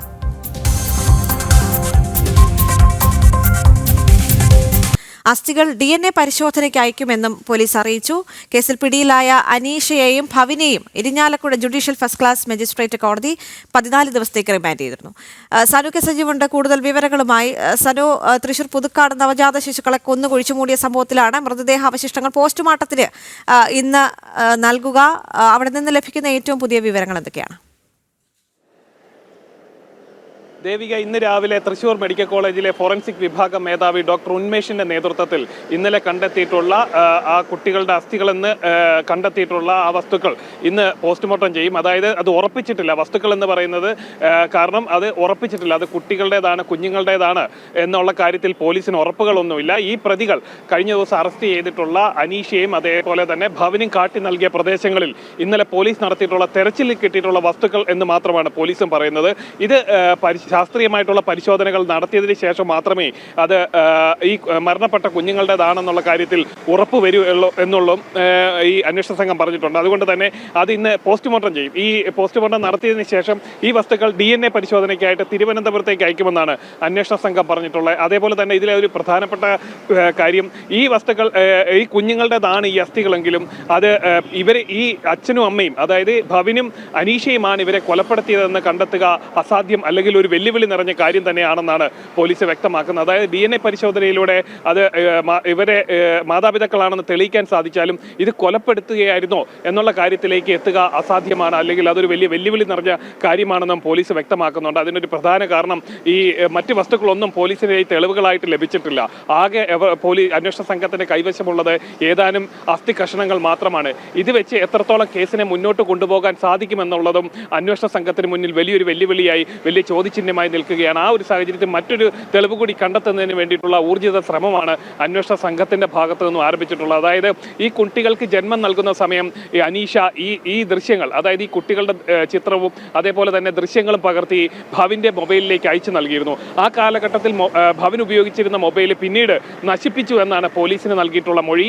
ആ മൊബൈൽ എവിടെയാണ് നശിപ്പിച്ചത്, എങ്ങനെയാണ് നശിപ്പിക്കപ്പെട്ടതെന്നടക്കമുള്ള കാര്യങ്ങൾ ഭവനിൽ നിന്നും ചോദിച്ചറിയുകയാണ് പോലീസ്. അതിനുശേഷം ഈ മൊബൈൽ ഫോണും ഈ ദൃശ്യങ്ങളും വീണ്ടെടുത്തു കഴിഞ്ഞാൽ വളരെ വേഗം അന്വേഷണം മുന്നോട്ട് കൊണ്ടുപോകാൻ സാധിക്കും, അല്ലെങ്കിൽ ഇവരിലേക്ക് കൂടുതൽ തെളിവുകൾ സമാഹരിക്കാൻ സാധിക്കുമെന്നാണ് അന്വേഷണ സംഘം കരുതുന്നത്. അതുകൊണ്ട് തന്നെ അവരുടെ രണ്ടാമത്തെ പ്രയോറിറ്റി ആയിട്ട് കാണുന്നത് ഈ നശിപ്പിക്കപ്പെട്ട മൊബൈൽ ഫോൺ, അല്ലെങ്കിൽ ഈ അവിടുന്ന് സ്ഥലത്തു നിന്ന് മാറ്റപ്പെട്ട മൊബൈൽ ഫോൺ കണ്ടെത്തുക എന്നുള്ളത് തന്നെയാണ് അന്വേഷണ സംഘം ഇപ്പോൾ ഊന്നൽ നൽകുന്നത്. അതിനായിട്ട് ഇന്നലെ ഈ ഇരുവരെയും ഇരിങ്ങാലക്കുട കോടതിയിൽ ഹാജരാക്കി റിമാൻഡ് ചെയ്തിരുന്നു. നാളെ തന്നെ കസ്റ്റഡി അപേക്ഷ നൽകുമെന്നാണ് നമ്മൾക്ക് മനസ്സിലാക്കാൻ സാധിക്കുന്നത്. അങ്ങനെയെങ്കിൽ ഇവരെ കസ്റ്റഡിയിൽ കിട്ടിക്കഴിഞ്ഞാൽ ആദ്യത്തെ നടപടി ഈ മറവ് ചെയ്തിട്ടുള്ള, അല്ലെങ്കിൽ നശിപ്പിക്കപ്പെട്ടിട്ടുള്ള ഈ മൊബൈൽ ഫോൺ കണ്ടെത്തുക എന്നുള്ളത് തന്നെയാണ്. അതിനുവേണ്ടിയിട്ടുള്ള നടപടികളാണ് അന്വേഷണ സംഘം ആരംഭിച്ചിട്ടുള്ളത്. എന്തായാലും ഇതിന് പുറത്ത്, അതായത് ഈ രണ്ടുപേർക്കല്ലാതെ മറ്റ് പുറത്തു നിന്ന് എന്തെങ്കിലും സഹായം കിട്ടിയിട്ടുണ്ടോ, പ്രതികൾക്ക് മറ്റാരുടെയെങ്കിലും സഹായം കിട്ടിയിട്ടുണ്ടോ എന്നുള്ള കാര്യവും അന്വേഷണ സംഘം പരിശോധിക്കുന്നുണ്ട്. അതായത് ഈ ഭവിൻ അദ്ദേഹത്തിന്റെ ഏതാനും സുഹൃത്തുക്കളോട് തങ്ങൾക്ക് ജനിച്ച കുട്ടിയുടെ അസ്ഥികൾ ഇത്തരത്തിൽ മാറ്റപ്പെട്ട് അല്ല സൂക്ഷിച്ചു വെച്ചിട്ടുണ്ട് എന്നുള്ള കാര്യം വ്യക്തമാക്കിയിരുന്നു. അതുകൊണ്ട് തന്നെ ആരോടാണ് ഇതെല്ലാം പറഞ്ഞിരിക്കുന്നത്, അവരുടെ ഭാഗത്ത് നിന്ന് എന്തെങ്കിലും സഹായം കിട്ടിയോ എന്ന അടക്കമുള്ള കാര്യങ്ങളിൽ ഈ അന്വേഷണ സംഘം പരിശോധനകൾ നടത്തും, അല്ലെങ്കിൽ അന്വേഷണം നടത്തുമെന്ന് വ്യക്തമാക്കിയിട്ടുണ്ട്. അതേപോലെ തന്നെ ഭവിന്റെ വീടിന് തൊട്ട് സമീപത്തുള്ള തോട്ടിൽ നിന്നുമാണ് ഈ അസ്ഥികൾ കണ്ടെത്തിയിട്ടുള്ളത്. അതായത് കുട്ടിയുടെ കൈയുടെ ഭാഗങ്ങളാണ് ഇന്നലെ അന്വേഷണ സംഘത്തിന് കണ്ടെത്താൻ സാധിച്ചത്. അതായത് കല്ലുകളടക്കം, അതായത് ഈ കുട്ടീനെ അവിടെ മറവ് ചെയ്തതിന് ശേഷം കല്ലുകളടക്കം ഇതിന് മുകളിൽ അടുക്കി വെച്ച നിലയിലായിരുന്നു എന്നാണ് ഇവിടെ ഈ സ്ഥലപരിശോധന നടത്തിയ പോലീസ് വ്യക്തമാക്കിയിട്ടുള്ളത്. അതായത് ഇത് ഒഴുകി പോകാതിരിക്കാൻ, അല്ലെ മറ്റു പ്രദേശങ്ങളിലേക്ക് പോകാതിരിക്കാൻ ഒരു കരുതൽ നടപടി ഭവിന്റെ ഭാഗത്തു നിന്നും ഉണ്ടായി എന്നും നമ്മൾക്ക് അതിൽ നിന്ന് വ്യക്തമാണ്. എന്തായാലും ഇന്ന് രാവിലെ ഫോറൻസിക് സർജനായിട്ടുള്ള ഡോക്ടർ ഉന്മേഷിന്റെ നേതൃത്വത്തിൽ പോസ്റ്റ്മോർട്ടം നടപടികൾ നടക്കും. അതിനുശേഷം ഈ വസ്തുക്കൾ, ഈ എല്ലും കഷണങ്ങൾ തിരുവനന്തപുരത്തേക്ക് DNA പരിശോധനയ്ക്ക് അയക്കുമെന്നാണ് പോലീസിൽ നിന്ന് നമ്മൾക്ക് മനസ്സിലാക്കാൻ സാധിക്കുന്നത്. ദേവിക, ശരി സർ. പ്രധാനപ്പെട്ട ഒരു വാർത്തയിലേക്ക്. ഉത്തർപ്രദേശിലെ ലഖ്നൌവിൽ വൻ ആയുധവേട്ട. മലിഹാബാദിൽ 13 തോക്കുകൾ, 3000 തിരകൾ എന്നിവ പിടിച്ചെടുത്തു. ഹക്കീം സലാഹുദ്ദീൻ എന്നയാളുടെ വീട്ടിൽ നിന്നാണ് ആയുധം പിടിച്ചെടുത്തത്. ഇയാളുടെ ഫോണിൽ പാകിസ്ഥാൻ, ദുബായ് നമ്പറുകളും കണ്ടെത്തിയിട്ടുണ്ട്. വളരെ വലിയൊരു ഓപ്പറേഷന്റെ ഭാഗമായി ഉത്തർപ്രദേശിലെ ലഖ്നൌവിൽ വൻ ആയുധവേട്ട ഉണ്ടായിരിക്കുന്നു. മലിഹാബാദിലാണ് 13 തോക്കുകളും 3000 തിരകളും പിടിച്ചെടുത്തത്. ഹക്കീം സലാഹുദ്ദീൻ എന്ന ആളുടെ വീട്ടിൽ നിന്നാണ് ഈ ആയുധ ശേഖരം പിടിച്ചെടുത്തിരിക്കുന്നത്. ഇയാളുടെ ഫോണിൽ പാകിസ്ഥാൻ, ദുബായ് നമ്പറുകളും കണ്ടെത്തിയെന്നതാണ് ഏറ്റവും പുതിയ വിവരം. ശ്രീകാന്ത് ചേരുന്നുണ്ട് ഡൽഹിയിൽ നിന്ന് കൂടുതൽ വിവരങ്ങളുമായി. ശ്രീകാന്ത്, ഈ റിപ്പോർട്ടിന്റെ കൂടുതൽ വിവരങ്ങൾ എന്തൊക്കെയാണ്?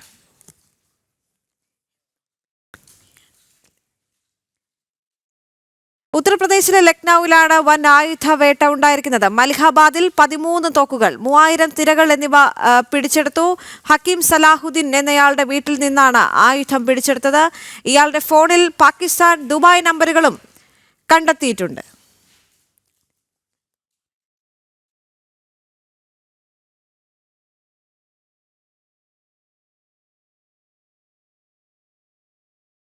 ശ്രീകാന്ത് ചേരുന്നുണ്ട് ഡൽഹിയിൽ നിന്ന്. ശ്രീകാന്ത്, കേൾക്കാമെങ്കിൽ തുടരാം.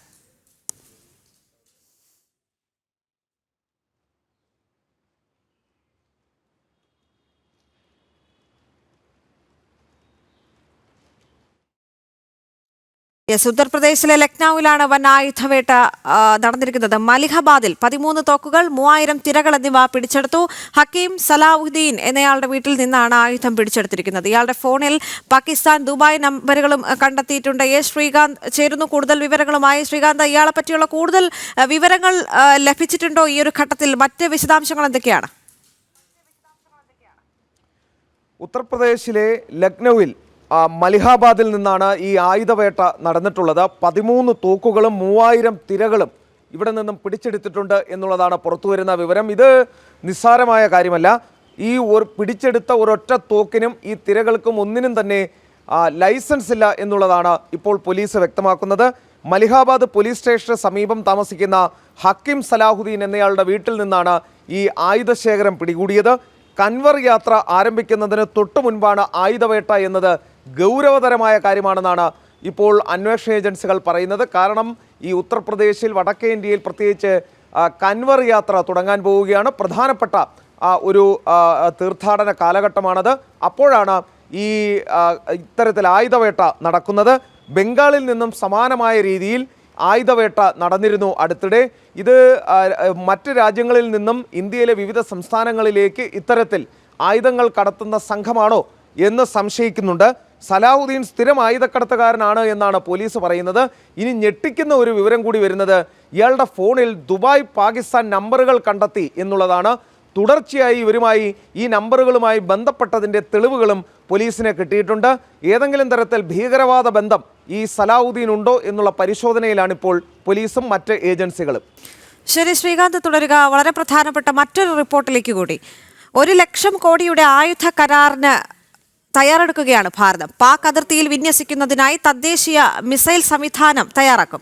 3 ചാരവിമാനങ്ങൾ വാങ്ങുമെന്നും അറിയാൻ സാധിക്കുന്നുണ്ട്. നാവികസേനക്കായി മൈനുകളും ഭാരതം വാങ്ങും. ശ്രീകാന്ത് തുടരുന്നു ഡൽഹിയിൽ നിന്ന്.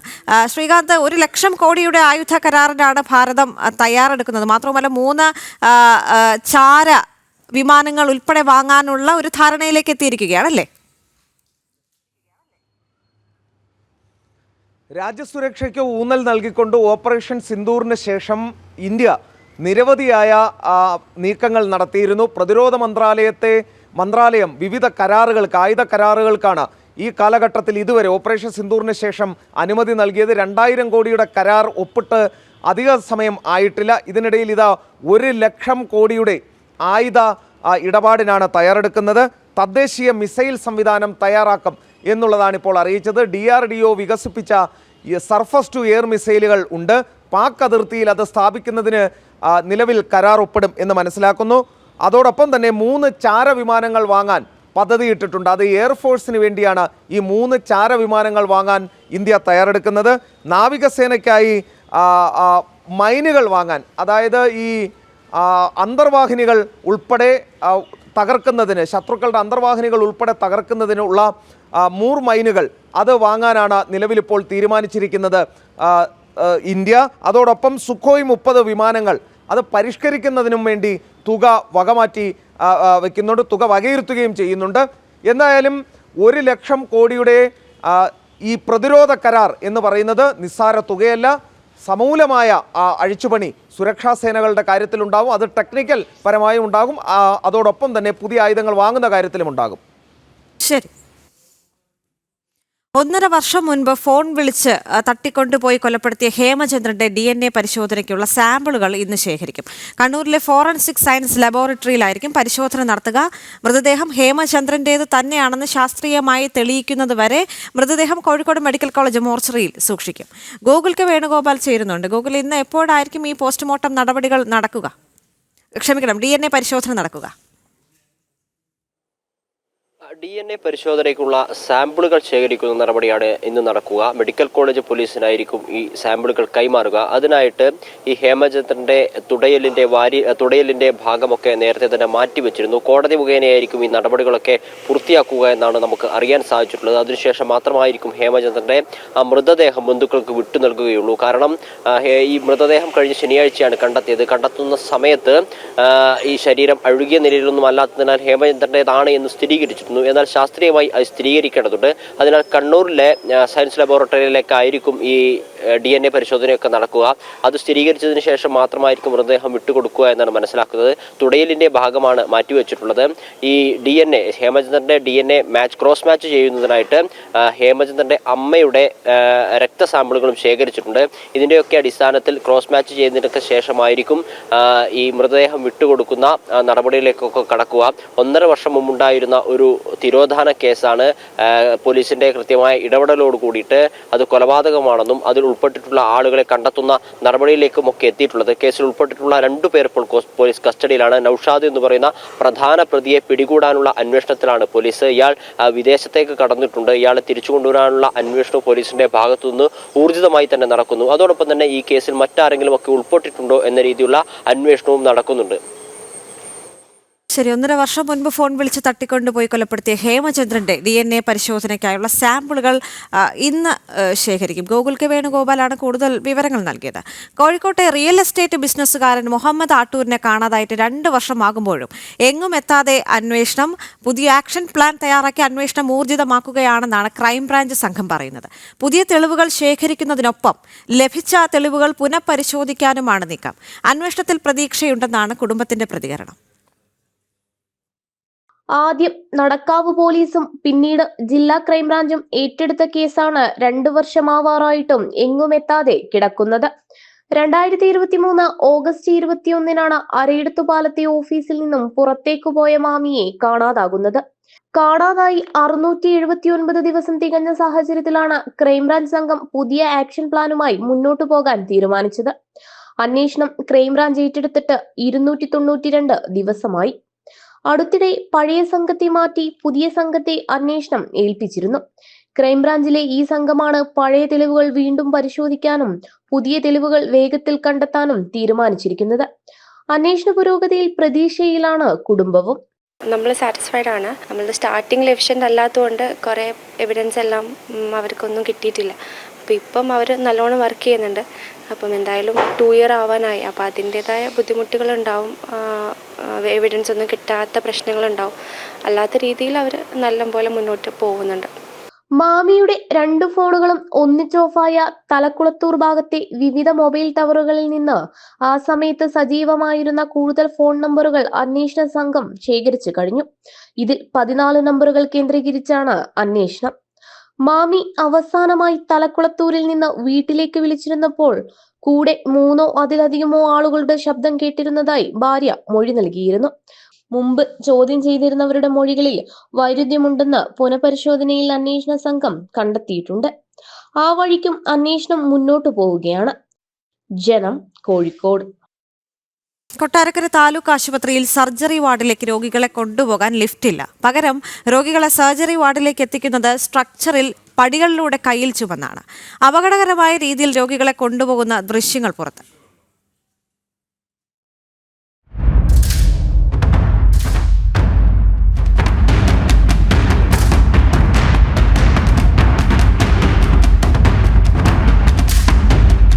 വർഷങ്ങളായി കൊട്ടാരക്കര താലൂക്ക് ആശുപത്രിയിൽ സർജറി സംബന്ധമായ ചികിത്സ തേടിയെത്തുന്നവർ നേരിടേണ്ടി വരുന്ന ദുരിതമാണിത്.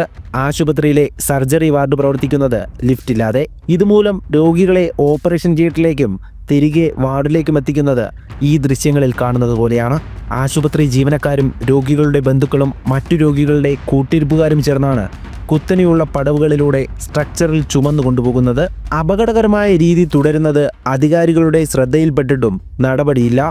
കൊട്ടാരക്കര താലൂക്ക് ആശുപത്രിയിൽ അതീവ ഗുരുതരമായിട്ടുള്ള വീഴ്ചകളാണ് സംഭവിച്ചുകൊണ്ടിരിക്കുന്നത്. കഴിഞ്ഞ ദിവസം തന്നെ സർജറി കഴിഞ്ഞിട്ടുള്ള ഒരു പേഷ്യൻറ്റിനെ പടികൾ കയറ്റി ചുമന്നുകൊണ്ട് പോകുന്ന വളരെ ദയനീയമായ കാഴ്ച കാണാനിടയായി. അത് എന്തുകൊണ്ടാണ് ഇത് സംഭവിക്കുന്നതെന്ന് ആശുപത്രി അധികൃതർ വ്യക്തമാക്കണം. സർജറി കഴിഞ്ഞ ഒരു പേഷ്യൻറ്റിന് ശരീരം അനക്കാതെ ലിഫ്റ്റിൽ കൂടെ ബെഡിൽ എത്തിക്കേണ്ട ഒരു സാഹചര്യത്തിൽ പടികൾ കയറ്റി കുലുക്കിക്കൊണ്ട് വളരെ ദയനീയമായ സാഹചര്യത്തിൽ ചുമന്നുകൊണ്ടു പോകുന്ന സാഹചര്യം, അത് ആശുപത്രി അധികൃതരുടെ വീഴ്ചയാണ്. അടിയന്തരമായി ഇത് പരിഹരിക്കണം. അത് പരിഹരിച്ചില്ലെങ്കിൽ ഭാരതീയ ജനതാ പാർട്ടിയുടെ മണ്ഡലം കമ്മിറ്റിയുടെ നേതൃത്വത്തിൽ ശക്തമായ പ്രക്ഷോഭം ഉണ്ടാവും, യാതൊരു സംശയവുമില്ല. ആശുപത്രി കെട്ടിടത്തിലെ 3-ാം നിലയിലാണ് സർജറി വാർഡ്. ഓപ്പറേഷൻ തിയേറ്റർ 2-ാം നിലയിലും. നിലവിൽ 2-ാം നില വരെ മാത്രമാണ് ലിഫ്റ്റ് ഉള്ളത്. അതാകട്ടെ വർഷങ്ങൾ പഴക്കം മൂലം നിരന്തരം കേടാവുകയും ചെയ്യും. ധനകാര്യമന്ത്രിയുടെ മണ്ഡലത്തിലെ പ്രധാനപ്പെട്ട താലൂക്ക് ആശുപത്രിയായിട്ടും പ്രശ്നത്തിന് പരിഹാരം കാണാത്തതിൽ വലിയ പ്രതിഷേധമാണ് ഉയർന്നത്. വരും ദിവസങ്ങളിൽ ഇതിനെതിരെ ശക്തമായ സമരം സംഘടിപ്പിക്കുമെന്നും BJP നേതൃത്വം വ്യക്തമാക്കി. ജനം, കൊല്ലം. സപ്ലൈകോ നെല്ല് ഏറ്റെടുക്കാത്തതിൽ പ്രതിഷേധവുമായി നെൽകർഷകർ. പ്രതിഷേധത്തിന്റെ ആദ്യ പടിയായി വയനാട് കണിയാമ്പറ്റ കൃഷിഭവനിലേക്ക് ട്രാക്ടറും നെല്ലും എത്തിച്ച് കർഷകർ പ്രതിഷേധിച്ചു. നടപടി ഉണ്ടായില്ലെങ്കിൽ ശക്തമായ പ്രക്ഷോഭം സംഘടിപ്പിക്കുമെന്നും കർഷകർ മുന്നറിയിപ്പ് നൽകി. കണിയാമ്പറ്റ ഗ്രാമപഞ്ചായത്തിലെ വിവിധ പാടശേഖര സമിതികളിലെ നെൽകർഷകരാണ് പ്രതിഷേധവുമായി തെരുവിലിറങ്ങിയത്. നെൽച്ചാക്കുകളും ട്രാക്ടറുമായി കണിയാമ്പറ്റ കൃഷിഭവൻ മണിക്കൂറുകളോളം കർഷകർ ഉപരോധിച്ചു. കനത്ത മഴയ്ക്കിടയിൽ 2 ആഴ്ച മുൻപ് ഏറെ പണിപ്പെട്ടാണ് നെല്ല് വിളവെടുത്തത്. തുടർന്ന് ഉണക്കി സൂക്ഷിച്ച നെല്ല് എടുക്കാൻ അടുത്ത ദിവസം തന്നെ എത്തുമെന്ന് ഉറപ്പ് നൽകിയിരുന്നു. എന്നാൽ പല കാരണങ്ങൾ പറഞ്ഞ് നെല്ലെടുക്കാതെ കബളിപ്പിക്കുകയായിരുന്നു എന്നായിരുന്നു കർഷകരുടെ പ്രതികരണം. ഇതുവരെയും കർഷകരുടെ അടുത്ത് നിന്ന് നെല്ല് സംഭരിക്കുന്നതിനുള്ള യാതൊരു നടപടിയും ആരംഭിക്കാത്തതിനാലാണ് കർഷകർ നെല്ലുമായി എത്തി പ്രതിഷേധിച്ചത്. കണിയാമ്പറ്റ പഞ്ചായത്തിലെ കൃഷിഭവനെ സംബന്ധിച്ച് പറയുകയാണെങ്കിൽ ഒരു തരി നെല്ല് പോലും കണിയാമ്പറ്റ കൃഷിഭവനിൽ നിന്ന് കയറ്റി പോയിട്ടില്ല. PMO വന്നു, ഇവിടെ ഉദ്യോഗസ്ഥരടക്കം, സപ്ലൈകോ ഉദ്യോഗസ്ഥരടക്കം, കൃഷിഭവൻ ഉദ്യോഗസ്ഥരടക്കം PMO നിരന്തരം സൈറ്റുകൾ സന്ദർശിക്കുകയും നിരന്തരം സ്ഥലങ്ങൾ സന്ദർശിച്ച് പോവുകയും ഇന്നെടുക്കാം നാളെ എടുക്കാം എന്ന് ഉറപ്പ് തരികയും ഇന്ന് അവസാന ദിവസമായ ഈ 30-ാം തീയതി ആയിട്ട് പോലും കർഷകരുടെ നെല്ല് സംഭരിക്കാൻ കൂട്ടാക്കിയിട്ടില്ല. ഇന്നലെ നമ്മൾ ഇത്തരം ഒരു പ്രതിഷേധ സമരങ്ങളൊക്കെ ആരംഭിക്കും എന്ന് കണ്ടപ്പോൾ ഇന്നലെ രാത്രി PMO വിളിച്ചിട്ട് പറയാണ് നാളെ നിങ്ങളുടെ നെല്ലെടുക്കാൻ തീരുമാനമായിട്ടുണ്ട്, നെല്ലെടുക്കും. ജൂൺ 30-ന് സപ്ലൈകോ കർഷകരിൽ നിന്ന് നെല്ല് സംഭരിക്കുന്നതിന്റെ അവസാന തീയതിയായിരുന്നു. സംഭരണ കാലാവധി കഴിഞ്ഞതോടെ കടുത്ത ആശങ്കയിലാണ് കർഷകർ. 100ഓളം കർഷകരാണ് സമരത്തിൽ പങ്കെടുത്തത്. ഇനിയും നടപടിയില്ലെങ്കിൽ പ്രതിഷേധം ഘടിപ്പിക്കാനാണ് കർഷകരുടെ തീരുമാനം. ജനം, വയനാട്. പുത്തൻപുരരി പൂർണ്ണമാവുകയാണ്. ഇടവേളയ്ക്ക് ശേഷം ലൈവ് റിപ്പോർട്ട്സ് കാണാം. നമസ്തേ.